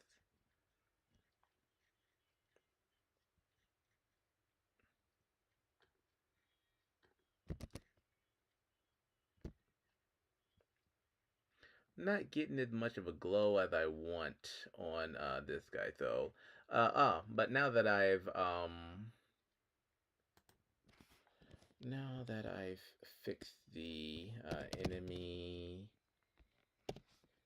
now that I fixed the enemy emissions, I might be able to bump the glow up on that.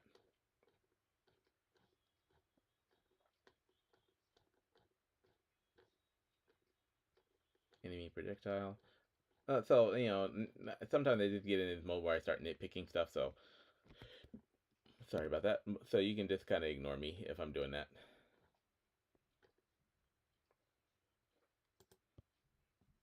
So enemy shader. Let's go up here, and now maybe I can. Okay, now I can increase this a bit more.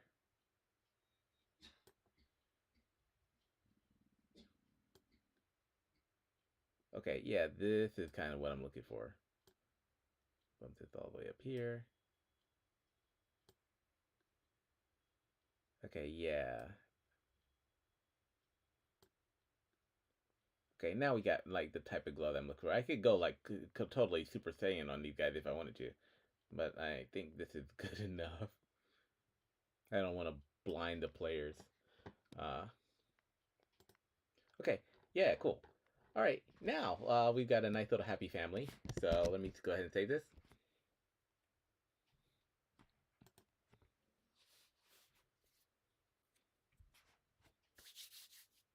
Okay, so you've seen how I set up the URP. You've seen how I set up the shader graphs. You see how I copy the shader graphs.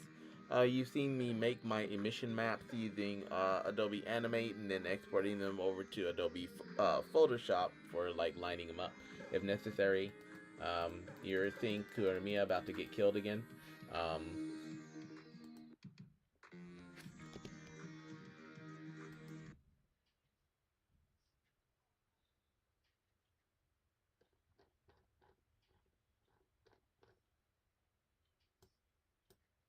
okay, let me play that again.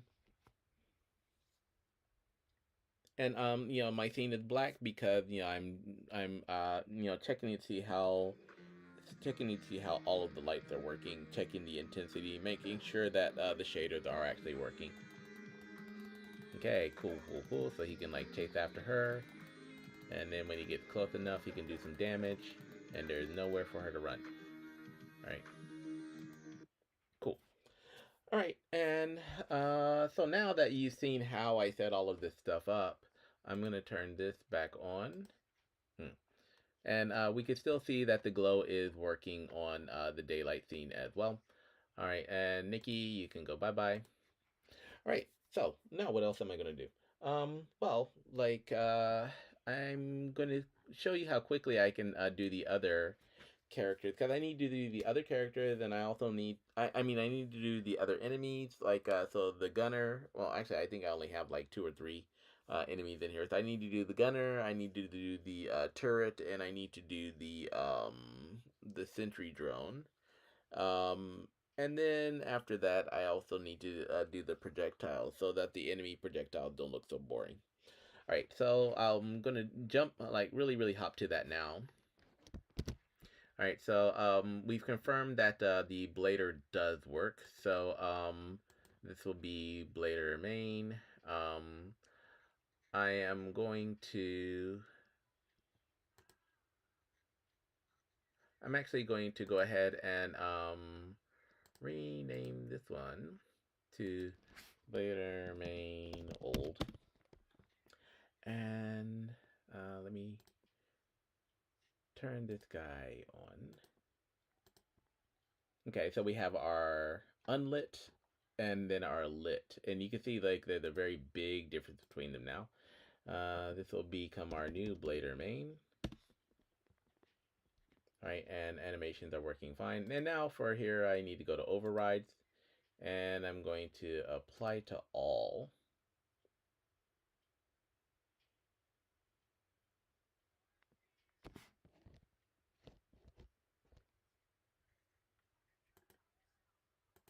Hold on. Next, no, I'm not going to do that. I think I'm going to go ahead and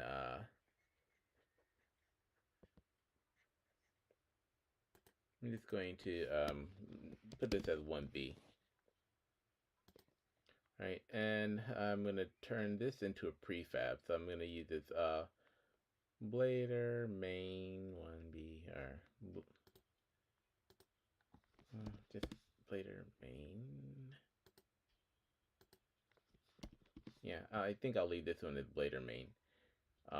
And then I will drag that in as a prefab, an original prefab, instead of like just trying to overwrite all of these. Like go to prefabs. Let me go to, so this is gunner, blader main, blader. Okay.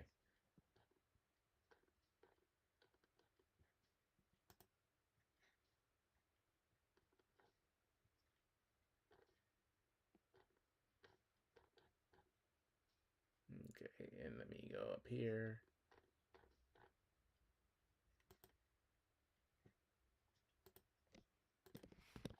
Blader main, and I'll put this one unlit.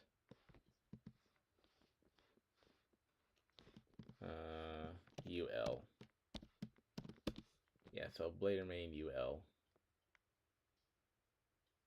Okay, and let me make sure that this guy still works actually.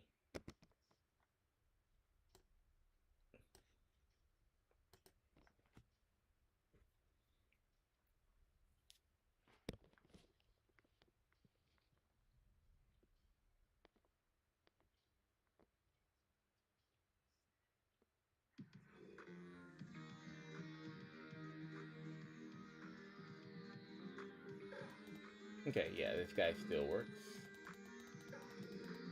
Yeah, so we have our lit and our unlit versions that, can kind of chase me around the screen. Alright, cool.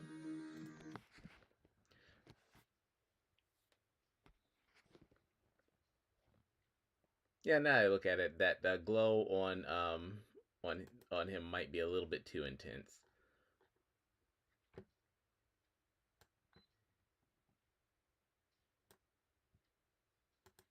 Okay, I'll put this as the original prefab. I'll go back to my enemy.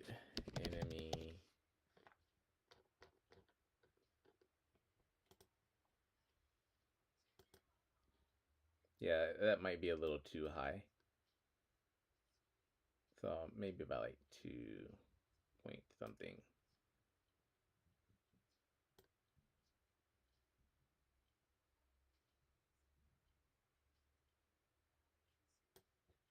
Maybe 2.2 will be good enough for this.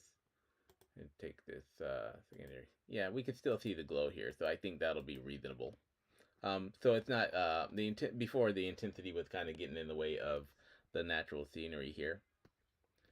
All right, so we got this guy. We have our blader set up. We've made like 2 prefabs. So I'm gonna go ahead and turn this unlit guy off because I'm not really necessarily gonna need him in the scene now that it's looking better. What I am going to do also right now is I'm going to go ahead and make some shaders for his projectile. Now, these guys, they use laser attacks, so I think one of the easiest ways for me to do this is I'm going to go to his. They have multiple types of attacks, so I'm going to go to enemy projectile.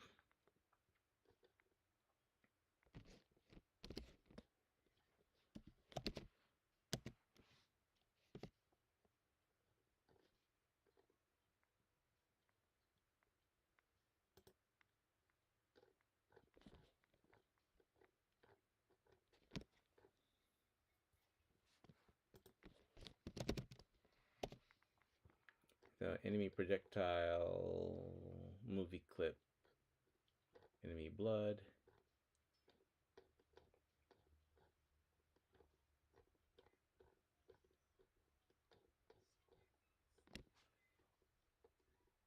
Okay, so here's the enemy projectile that we kind of have available at the moment.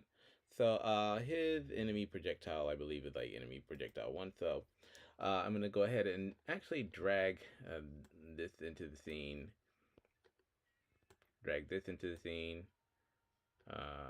Drag this into the scene. Okay, well, maybe for the temp ones, I don't necessarily need to drag those, so yeah.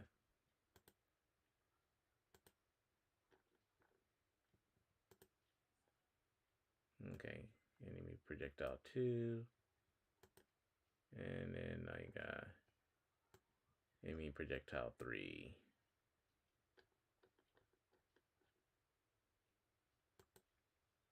Temp. Yeah, I think these are the main ones that the enemies are using. So I'm gonna do the same thing for these guys. So well, first though, I'm gonna change the graphic. So for this enemy projectile 1, when I click on it over here, you'll notice that this is a circle. Well, I'm gonna change this to a bottom align rect. And I'm going, actually, no, maybe not bottom align rect. I'm going to change this to a rectangle.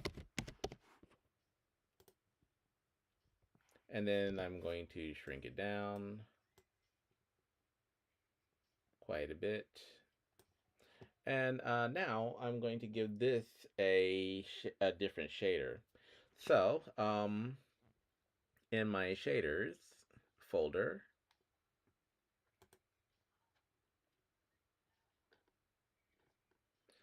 so I'm just going to go here and I'm going to,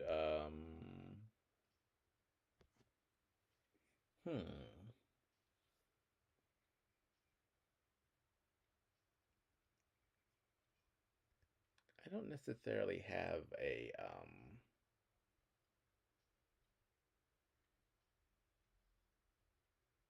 emission map for this.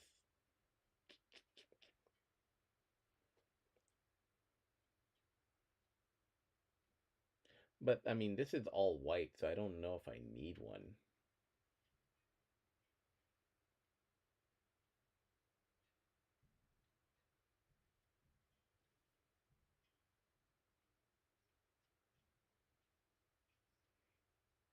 Hmm.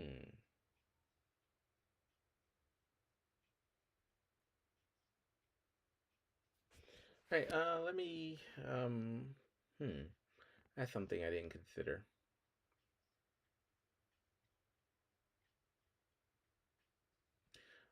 I guess I could go ahead and create an emission map for this one.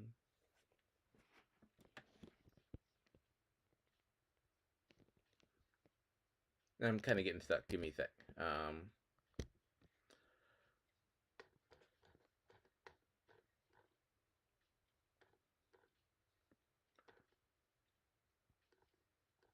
Because these are just basic shapes. Okay, I'll go ahead and do this. So, rectangle.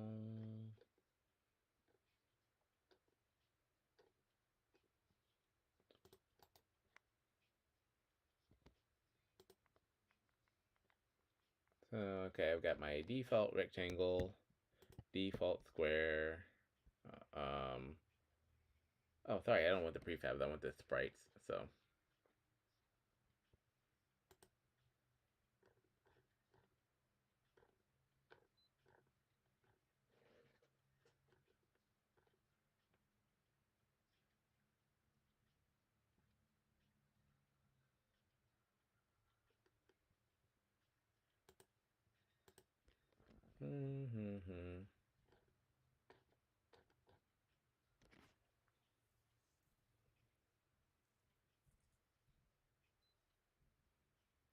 Yeah, I'm trying to think if I can make a normal map out of just a sprite in here. But I'm not really sure if I can do that. So at least for this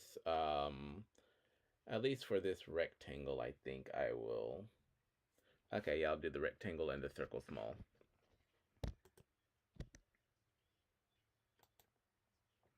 Okay, so let me open these with Photoshop.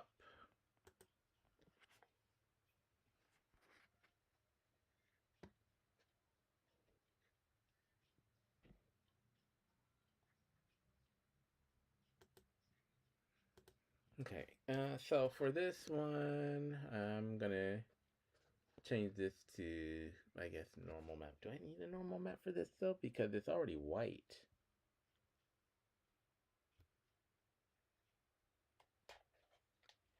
Color multiplier. Yeah, actually, that's something I didn't really think of. Let me go to a different shader.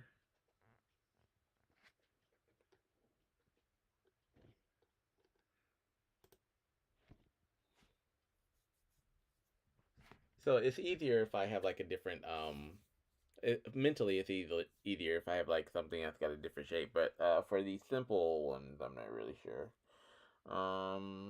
So I'll go ahead and create another shader. Come on. Okay, yeah, I'll just go ahead and create another shader and see if that works. Um,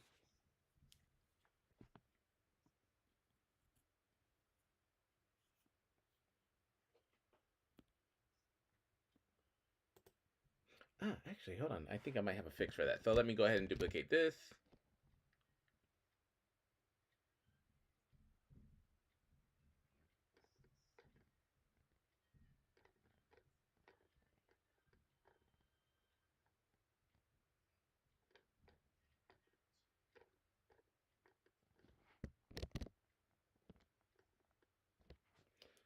Hmm. Actually, this is getting tougher than I thought. Probably because I'm getting sleepy, though, to be honest. Alright, so...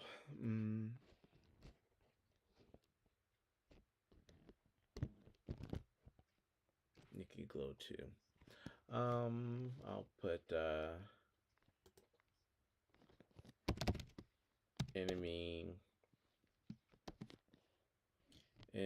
enemy bullet 1. Let's see if I can figure this out. So enemy bullet 1. And it's going to use a different thing. Yeah, let me open up enemy bullet 1 here.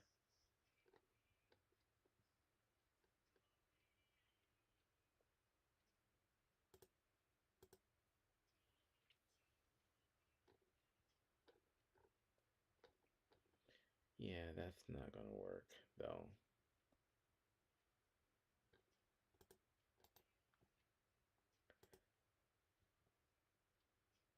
Yeah, let's get rid of this enemy bullet 1 material.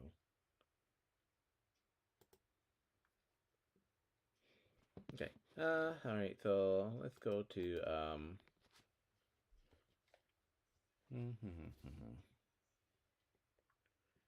create, create shader, no, unlit. And this will be like, enemy bullet 1, shader.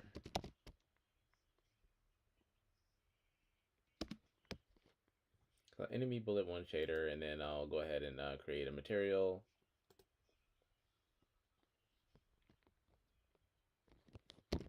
Enemy bullet 1.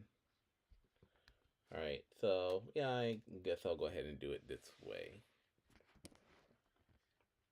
Or, actually, what am I doing? I'll name this enemy bullets.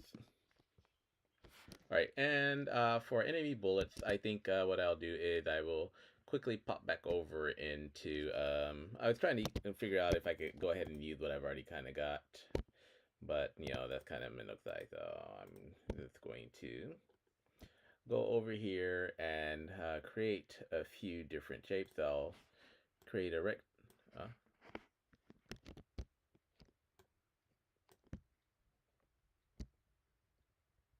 okay, I think my animate is kind of overloaded at the moment. So let me go ahead and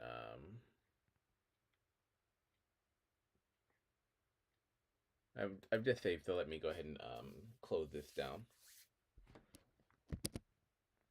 And can I do this in Photoshop instead? Yeah, I guess I can do this in Photoshop instead. So I will create a quick little sprite sheet here. So I'm gonna go to new, go to I tend to make my sprite sheets kind of make my graphics kind of huge. So now I'm just going to go to clipboard, not clipboard, custom. I use that one quite a bit. That's kind of big.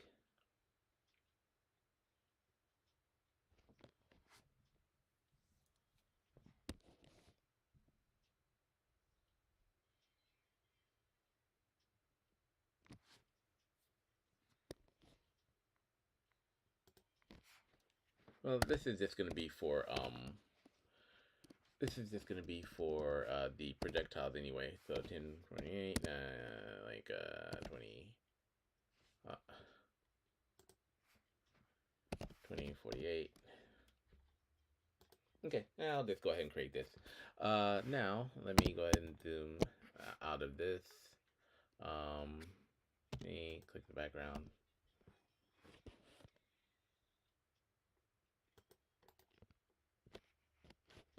And I will create another layer on top. Delete layer. Yes. All right, so no background there.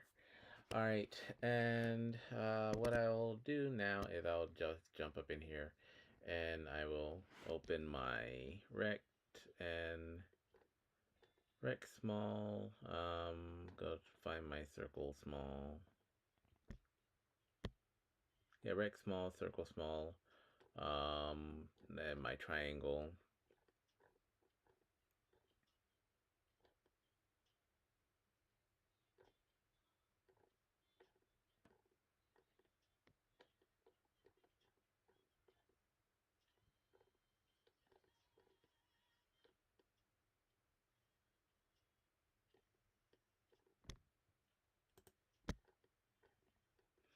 Rect, circle, triangle. What else do I need?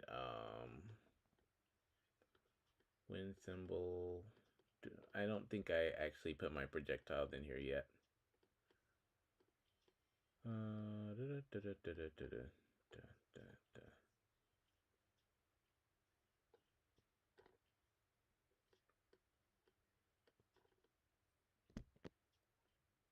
Square small.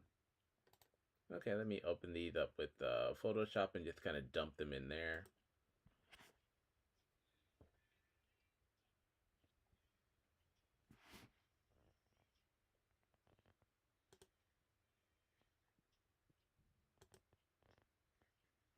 Okay, bye-bye emission sheet.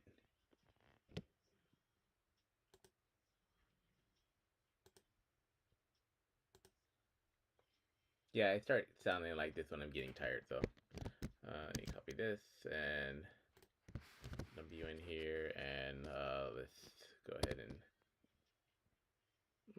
how do I oh, that's sorry, that's transform. So here T wait a minute. Now I'm starting to even get what was that? Command T? What is what the hell?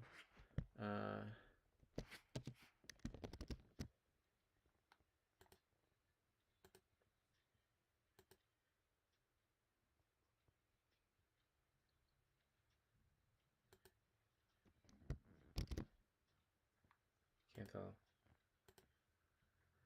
Yeah, I'm losing my way here because I'm getting tired now. Alright, well, I guess the easier way to do this would be just like by like 250 by 250. So we'll put that 250 by 250. The rect we'll copy and we'll drop in here. And this will be like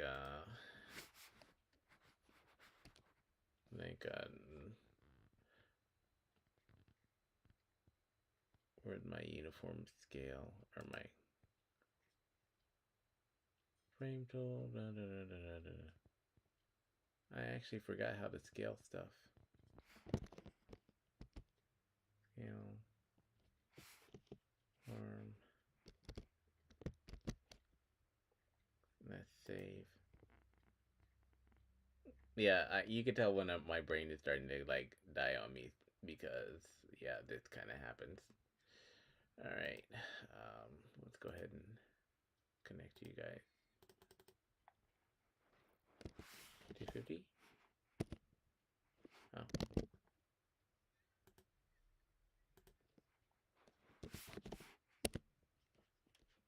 Okay, yeah, we'll just do it the easy way then. What's this? My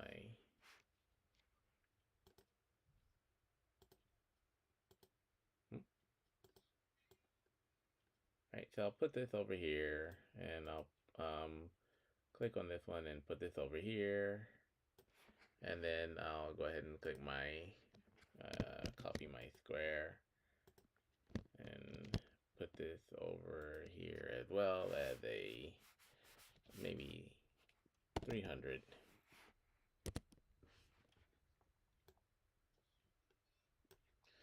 And then my triangle, I'll grab this one and put this over in here as well.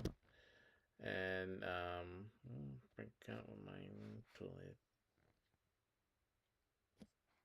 My cube is rectangular. My key in this. Guys, I'm totally forgetting how to use Photoshop. Alright, well, anyway, you're gonna get a 250.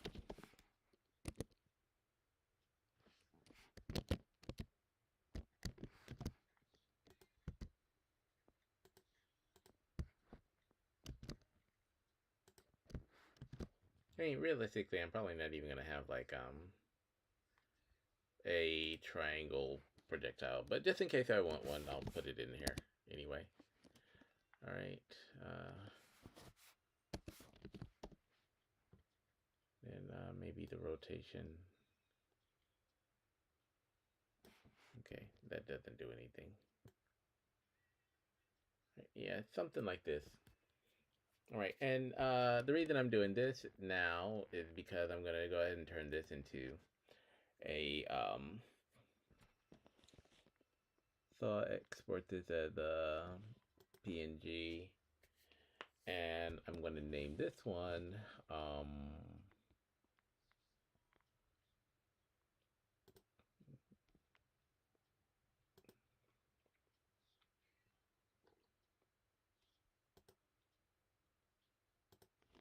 okay, so like projectiles.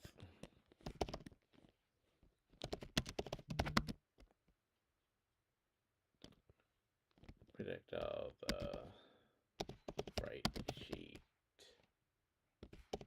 So this will be my projectile sprite sheet. All right, and now what I'm going to do is I'm going to jump into actually another game of mine, which is this one. Yeah, and I'm going to look for, let's see, Candy.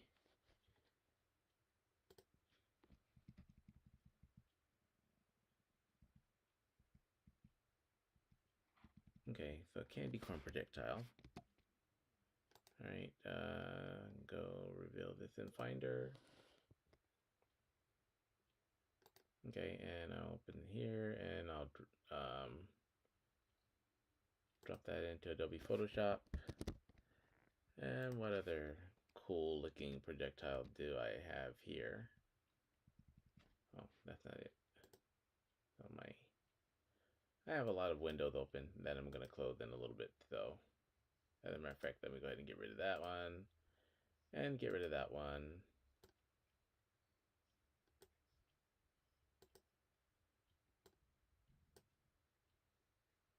And yeah, go ahead and close this.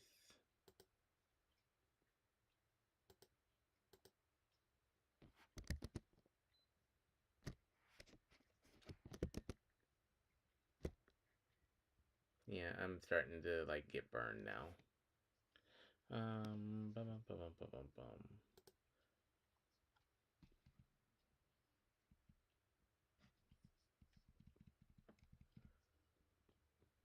Getting tired and actually kind of getting hungry too. But it's almost 4 a.m., so I don't think I'm going to eat tonight. So I've already kind of got like a ton of graphics that I put in here. That would be a nice one to have, the little boomerang, but I'm not going to worry about that.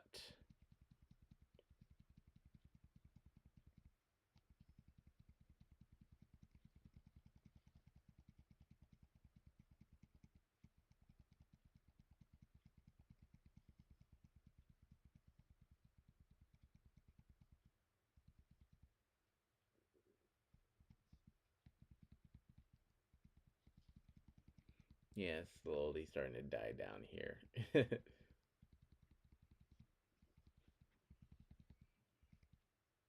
Oh, here's my other previous sprite sheet that from my Quest of the Gummy Witch game. So, if you're interested in playing some of my games, you can actually go to my website at creativemv.com, And yeah, I do have a couple of games that I've actually kind of got much farther on. Not, I wouldn't say that they're necessarily complete because my games don't really ever complete, because they're very story driven. So I'm always like adding onto the stories for them. But this is one of the more complete games that I've got online. It's got like a more it's got a quite a few levels to it that you can kind of play through. And it's got a pretty interesting story, so you can play that. So, like, some of the graphics that I'm grabbing right now are actually from this game.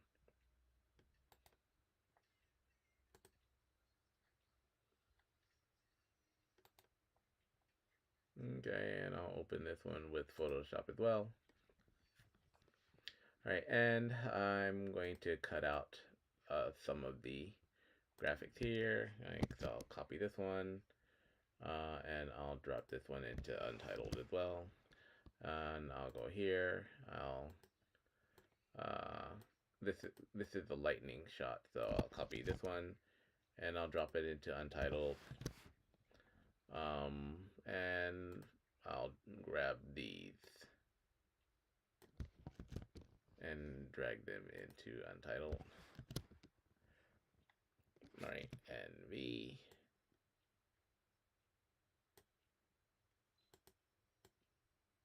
This one. Yeah. So I'll just use these for now. All right, and this will be my um, export as PNG. All right, so it'll be desktop tempfx. Um, enemy projectiles one.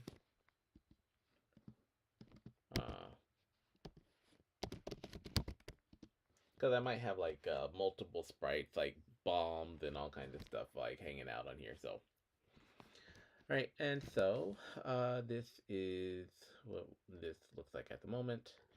And now, what I'm going to do is I'm going to add another layer and drop it to the bottom if I can. Yeah. And go ahead and give this a fill of black. So edit fill. Make sure this is like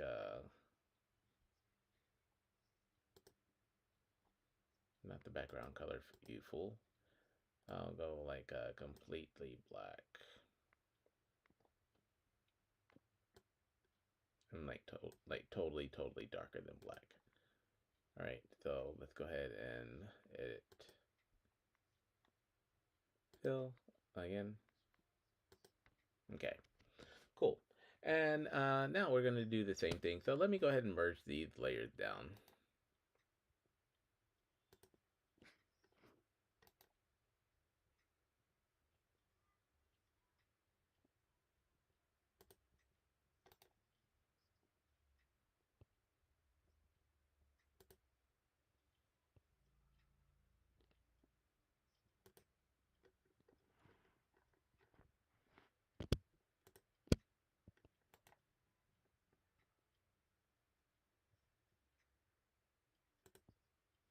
Okay. So yeah, so this will be our kind of like little projectiles thing that we're going to use. So I'll go ahead and export this. Hold on. File, export this one. I forgot to take the black background off of that. That's why. Um,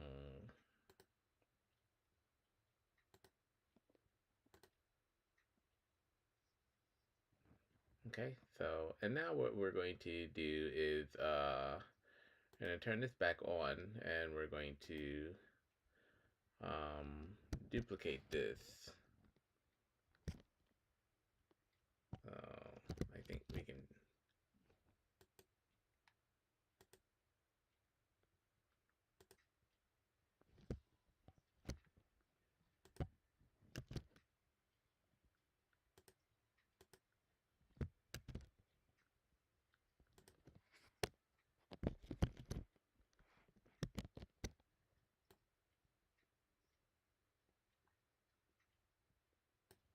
Okay. And why do we have like this one?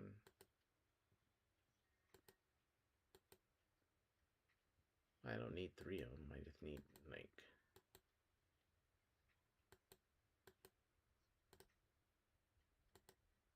right, yeah, let's get rid of that one.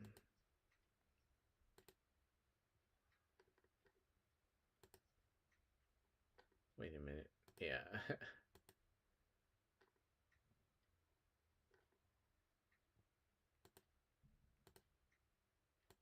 Oh, I keep on. I'm so tired. I keep on adding layers when I'm trying to delete them, and then I'm wondering, I'm like, well, why is this like adding more layers? So, all right, that means that I got over my limit. Okay, so this one we need, and this one we don't need. So, all right. So with this, I'm going to go to. I'm just gonna change this into the what was that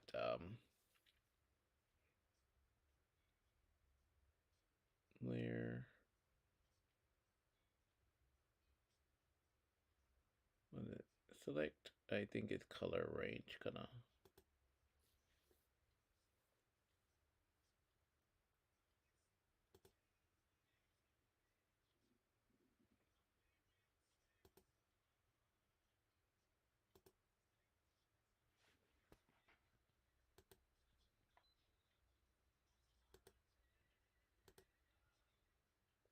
What's that?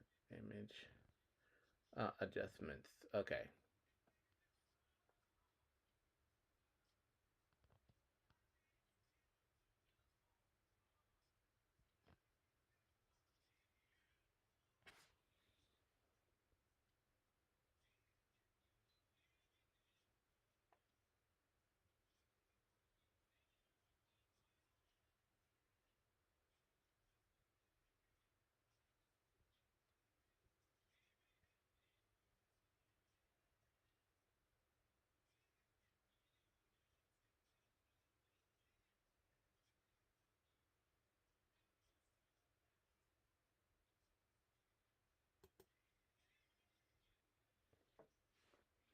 Yeah.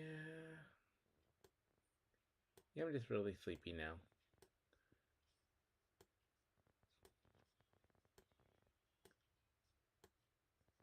Yeah, so if I change all of these to 0, that'll give me a pure white one. Okay, so now we've got this, and I'll go ahead and save this out as our. And then this will give us something that we can kind of use as. So this will be our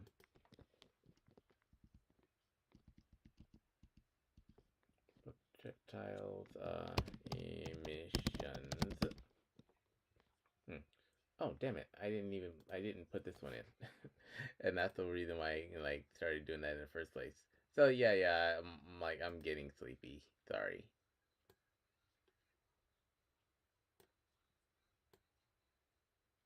All right. So yeah, this one needs to go on there as well.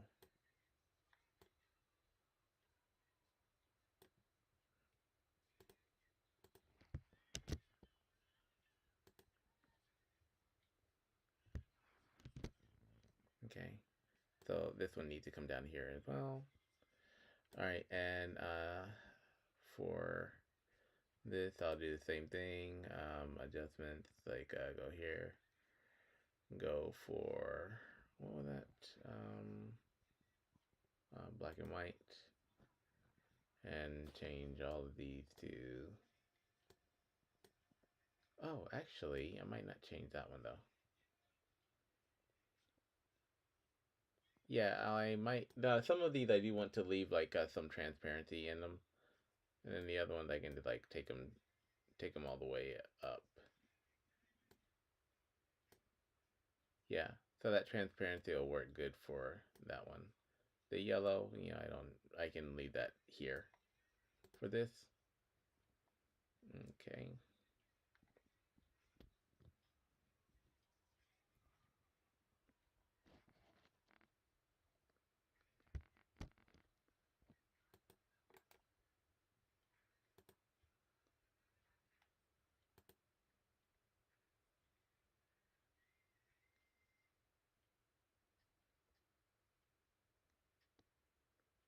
Okay. Actually, yeah, I don't need that one. Alright, let's go to export this one again as a PNG and yeah, emissions here.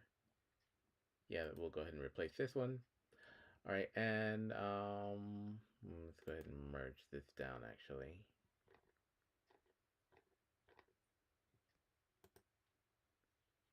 Right, that way I can kind of hide it if I need to, but maybe I don't.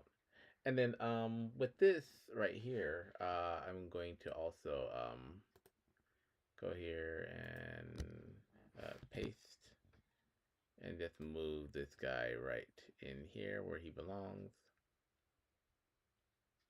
right under there. And this is going to be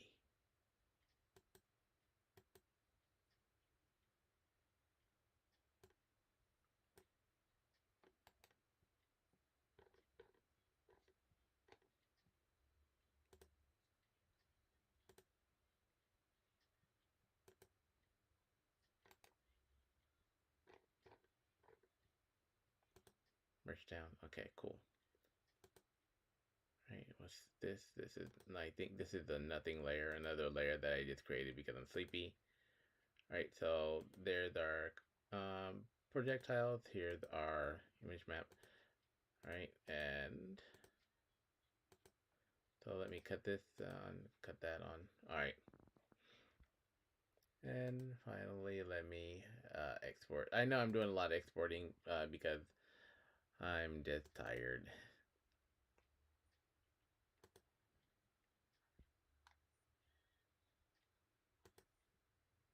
Okay, so I'm just kind of rambling because I'm getting sleepy now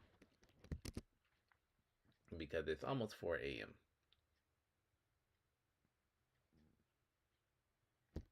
Okay, so I'll go ahead and drag this in, and then the good thing about dragging these sprite sheets and stuff in is that we already have them. I'm about to drag them into the wrong game.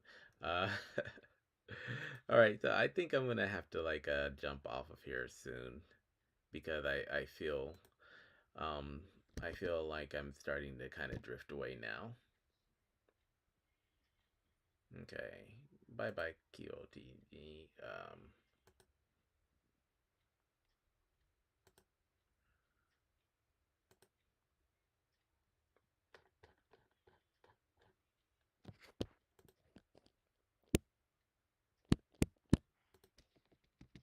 What's this? Okay, that's good. That's good. Okay. So there we go. There are the sprites with our mission maps. And now what I'm going to do for this first thing I'll need to do is I'll need to go into the sprite sheet. So I'll type in enemy project tiles, and this should give me why I got okay, yeah. So I'll go here, and I'm going to this will be a multiple sheet. I'm just gonna leave it like that for this for right now. Then I'll add this here, and now I'll go back into sprite editor and see what it's actually done, and then I'll slice this up automatically. Yeah, so go ahead and do the slice. That looks good. Go ahead, apply. Right, and now I need to go to the secondary textures, and the secondary textures should be emission, as always, emission, and this will come here.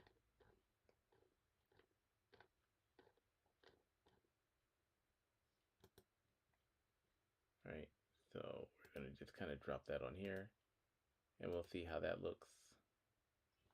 All right, yeah, that looks good. Go ahead and hit apply. All right, and all of that worked just because I want my enemy to have like a little bit of a blaster thing going.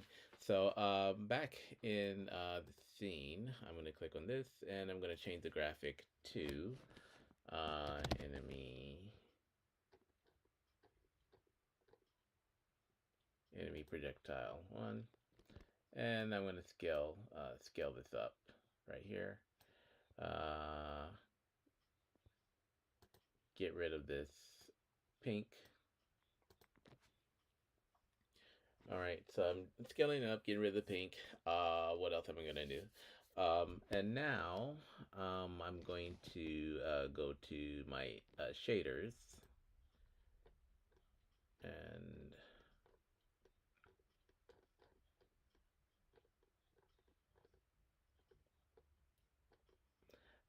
now I'm just going to copy this enemy sheet. So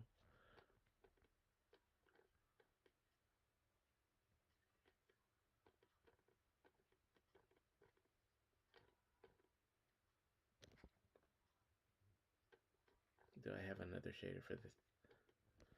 Okay, yeah, I'll need to go ahead and create another shader. So I'll go here, and I'll go to create shader. It'll be 2D render unlit, and I'm just gonna name this one enemy projectiles, and then shader.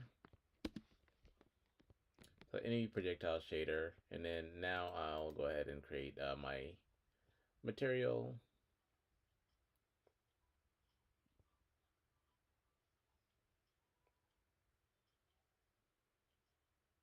Let's see. Yeah, go ahead and create my right, so this will be enemy projectile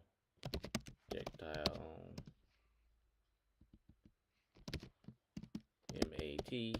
So yep. So sorry if I'm starting to sound boring, guys. It's just that I'm really tired. So when I open this up,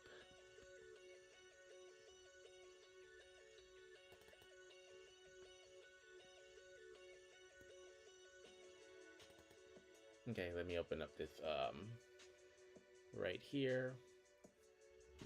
All right, and we're just gonna do the same exact thing that we did before. Before I do that though, let me jump over here, and let me go to my enemy projectiles here.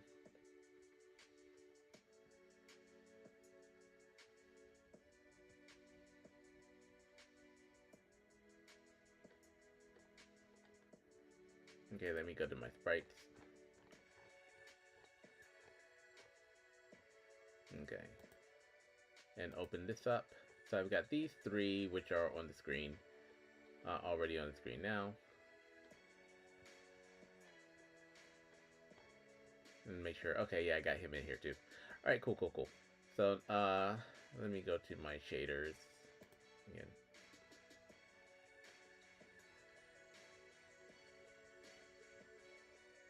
Okay, so enemy projectile shader. What am I doing? Oh, click this guy, and this material will be the enemy projectile. Okay.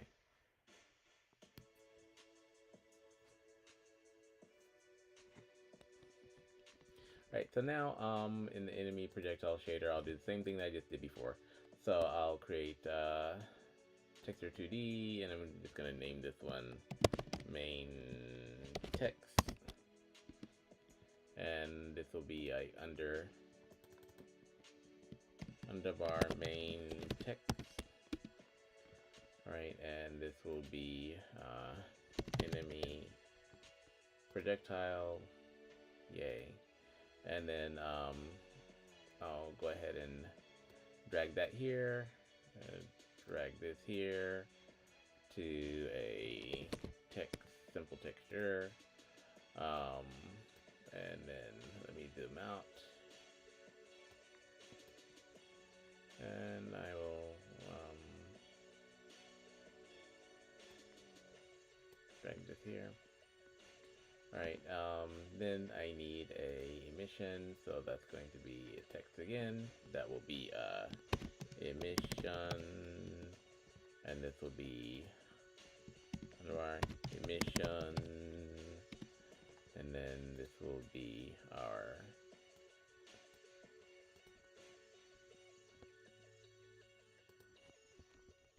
enemy projectile. Boom, right there. And actually, this one should be, sorry, this one. I'm really like scraping the bottom of the barrel here. So this one should be this right here. Alright, cool. Alright, and you will be quad here.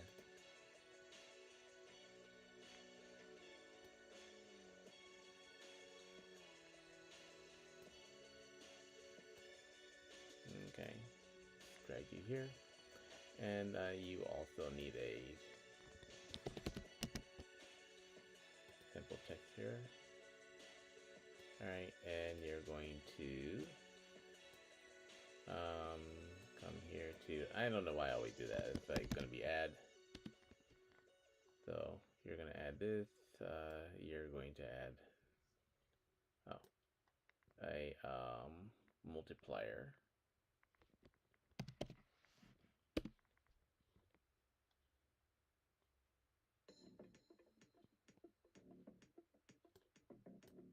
Okay, hold on. So you're going to go here, right?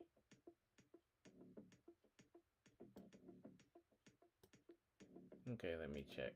So this one actually goes to a multiplier. This one goes here. Alright, and then the multiplier can, yeah.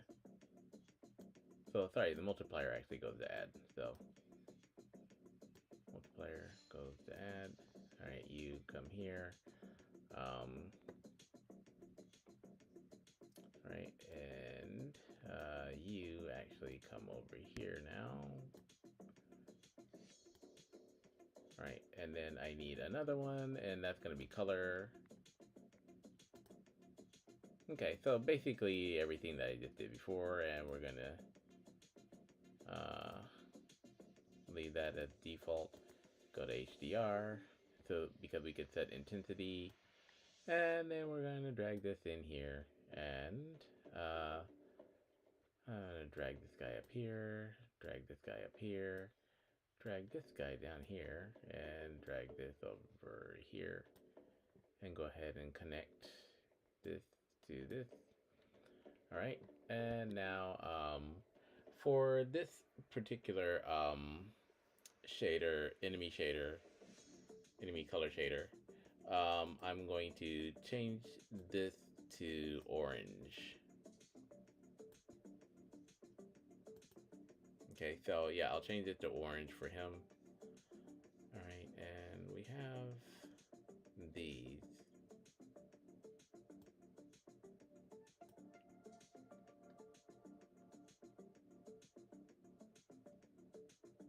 Okay, and now let me check the intensity.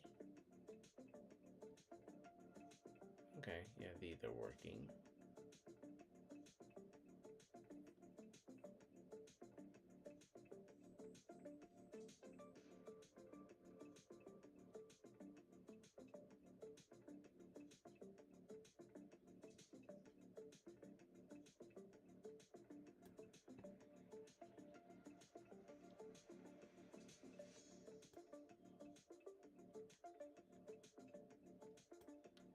Hmm.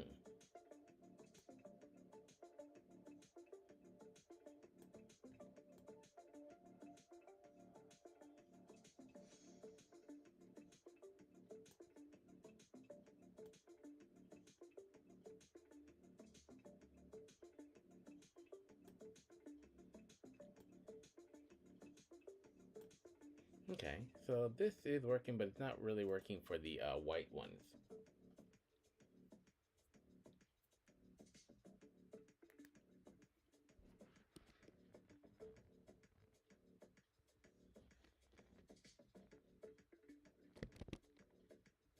Okay, so let me find out why that is.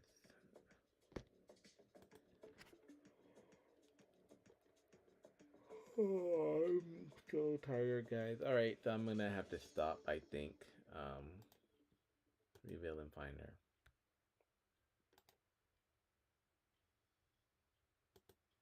Yeah, because now I'm starting not to know what I'm doing. Okay, so let me go ahead and select these guys.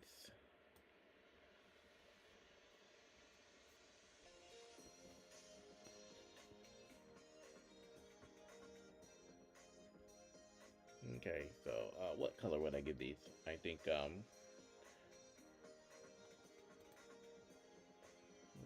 know.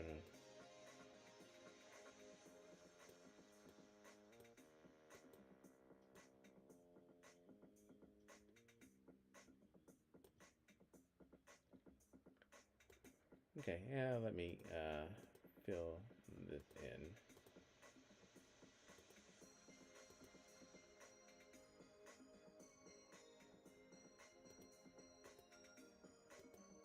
Okay, let's see if this actually works any better.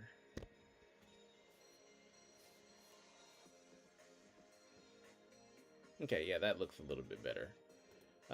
Because I was using all white on it before. Alright, so now let me play around with the intensity of this guy a bit.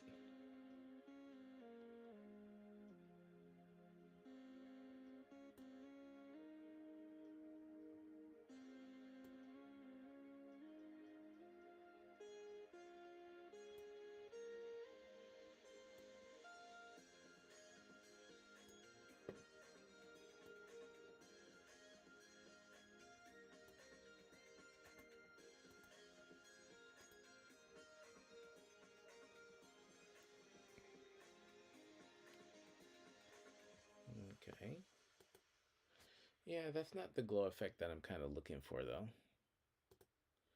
So, I think I can probably do a little bit better with this, probably tomorrow when I'm less sleepy.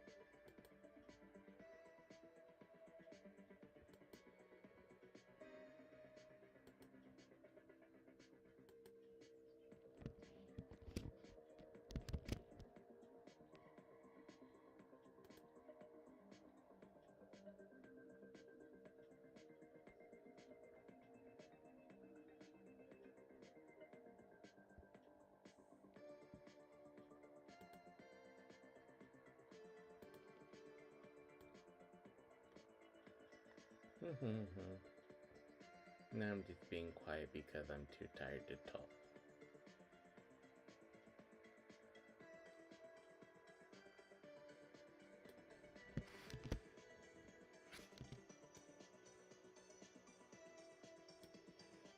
Okay, and let me turn the opacity down on this guy again.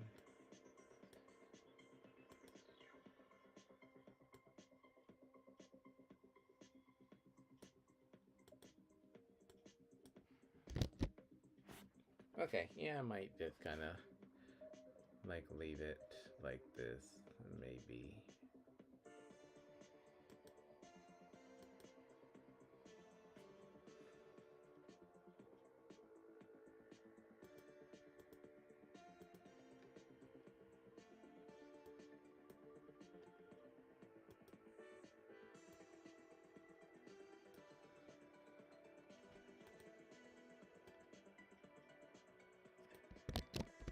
Okay, let's see if this works.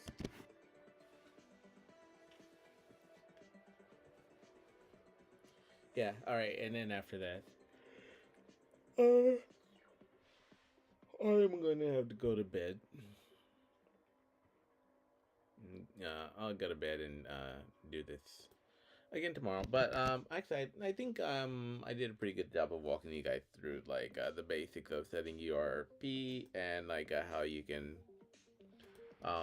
setting up ERP and how you can actually start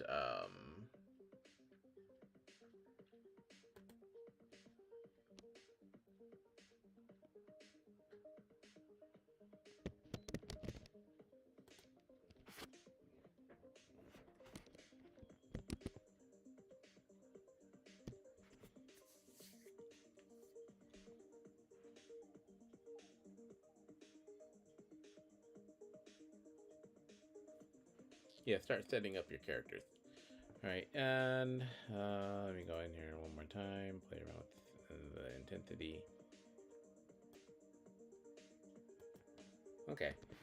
Anyways, like, so I'll save asset, and then I'll go back to my main scene, and we have this, like, glowing thing, which isn't really glowing. The sprite mask on this guy is still, yeah, Project Projectile. So, let me click on Project Projectile, um, shader.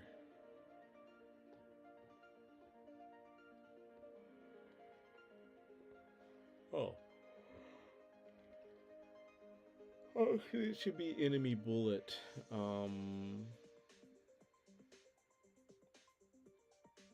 Enemy projectile 2. So the did I choose enemy bullet or enemy projectile?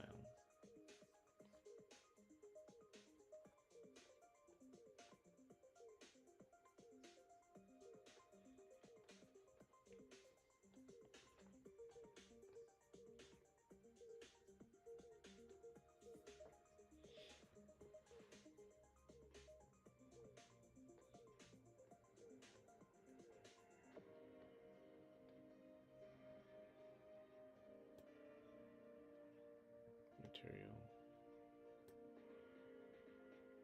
Oh, okay.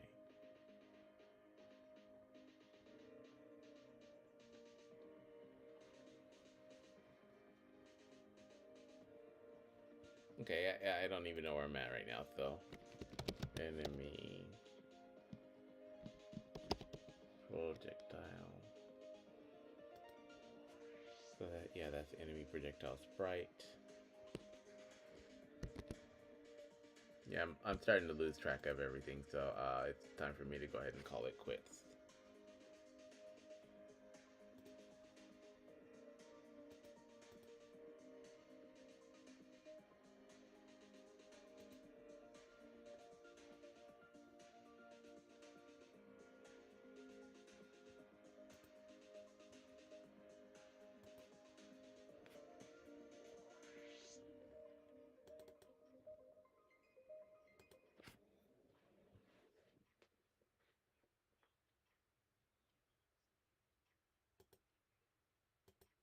Okay, that looks better.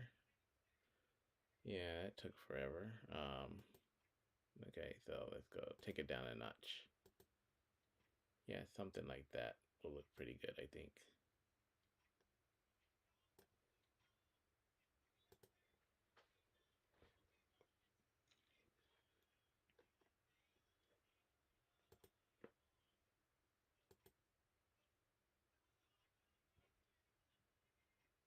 Okay, So yeah, let me click on this.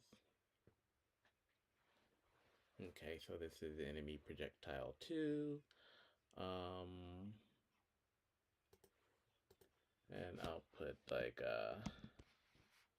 GL just for glow on it. And then I'll go ahead and drag this into prefabs. All right, and then for the enemy,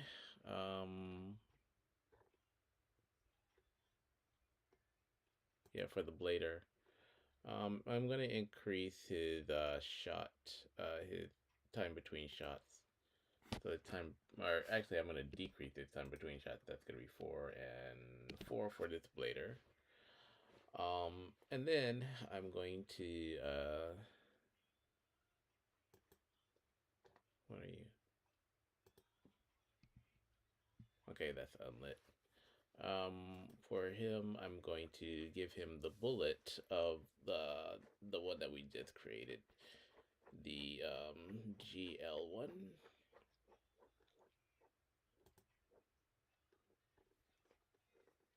Yeah, this one right here.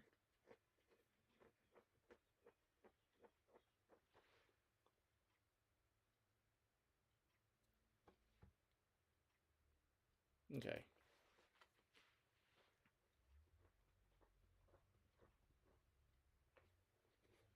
All right, cool, cool, cool. So like this should work.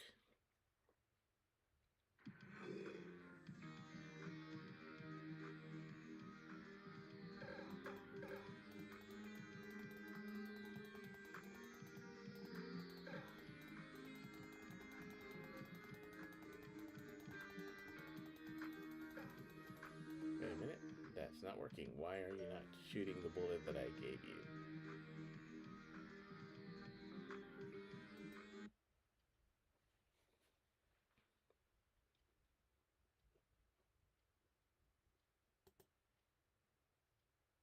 Okay, so oh, okay, so yeah, apparently this needs to be dragged up in here. Okay, so now that should be working. If it's not, I will troubleshoot this shit tomorrow.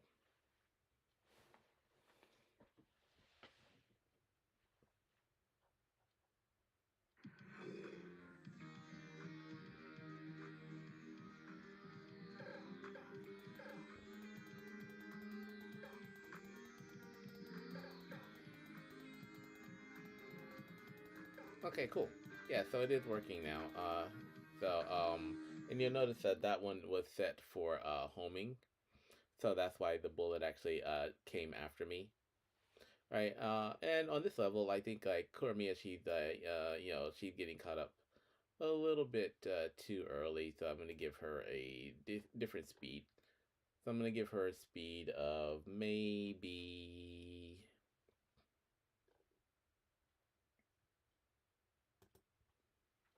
I'll give her a speed of like 20, so that she can kind of run after me.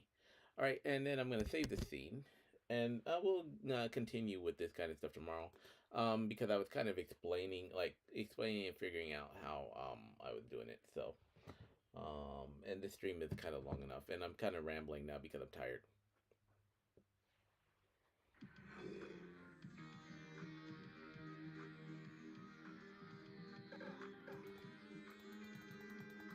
Okay, yeah, now she's much faster, and she can outrun the bullets. She should be able to outrun him if she has enough space. And then when she pick this up, okay. So now this is the better looking game.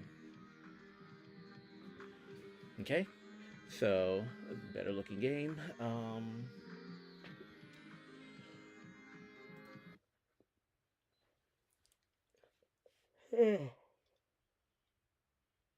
Oh, much better looking game, much better reacting game, and then we'll take care of the rest of the things tomorrow, I think. So just for the sake of argument, let me go ahead and hide these other projectiles and stuff. So I'll hide this, hide this, hide this.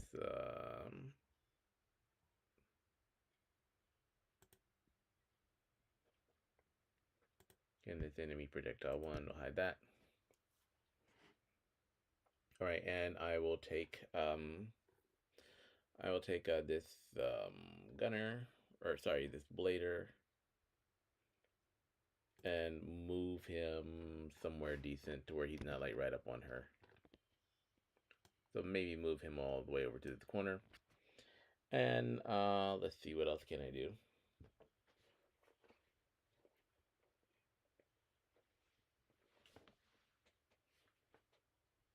Yeah, so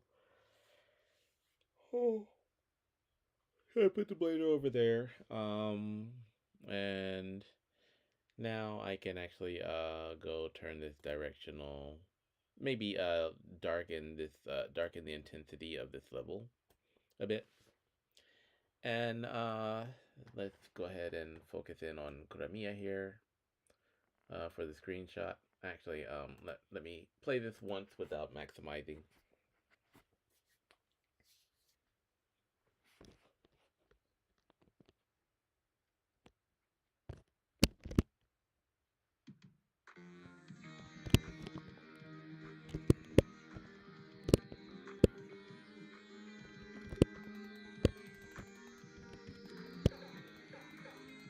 Okay. Yes, she's getting screwed. Yes, you get messed up now. Okay. And let me turn the UI back on as well.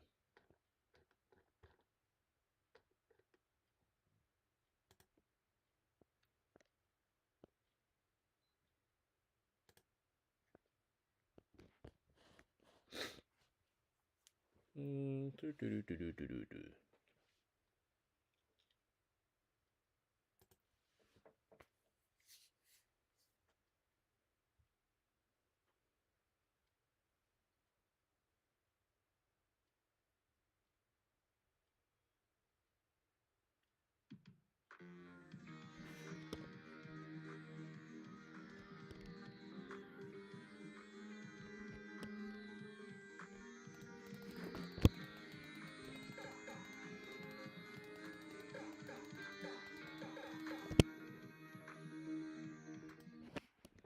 Okay. Let's go ahead and maximize on play now.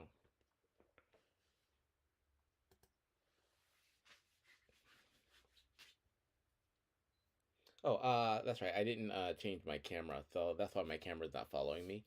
Because we remember I created another Kuramiya, well, the one with the glow.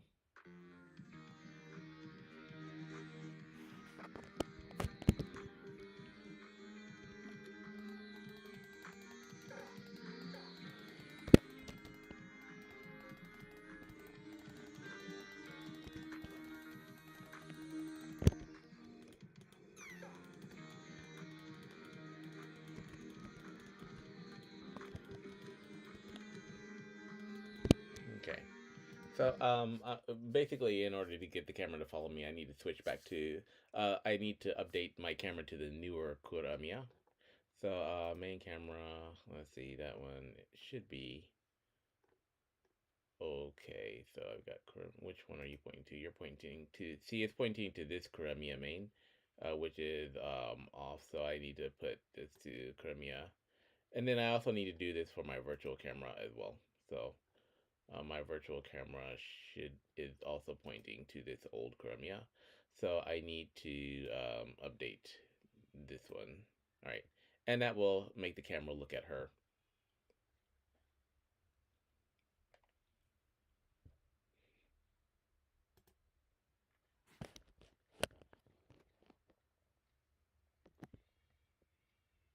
Okay.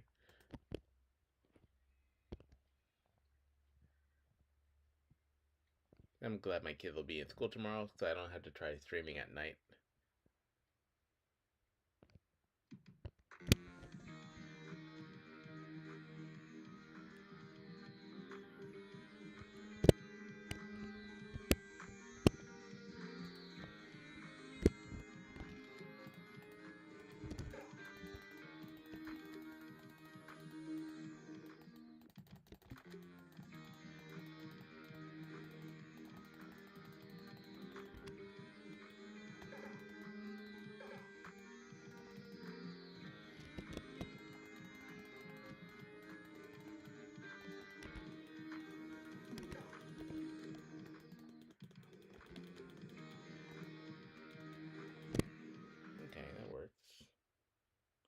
All right, and now let's go to the maximize on play.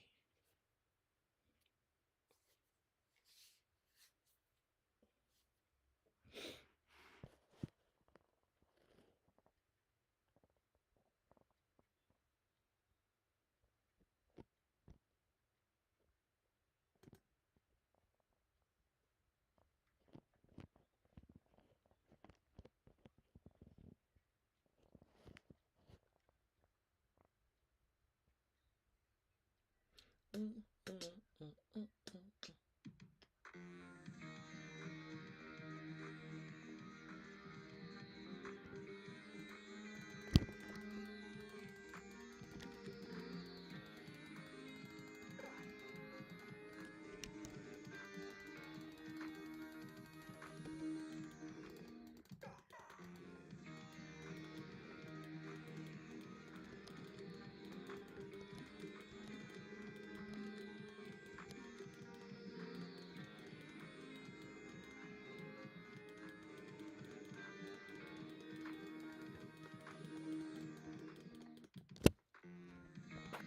Okay.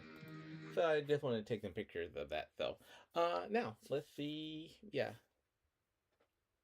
let's see how that looks. And I think I will go ahead and call it a night because I'm so tired now. All right, so thank you guys for watching the stream. And I will probably be back on later, like kind of finishing up with the lighting. And then I'll start adding some effects, and then I'll just start decorating the level. All right, so that's gonna be it for tonight. Everybody, take care. I will be updating this game this weekend with all of the new features, and I'll be updating the code in the 2D kit. So don't forget to stop by and check that out here, and like don't forget to buy my 2D game kit, which you can use to make games like this.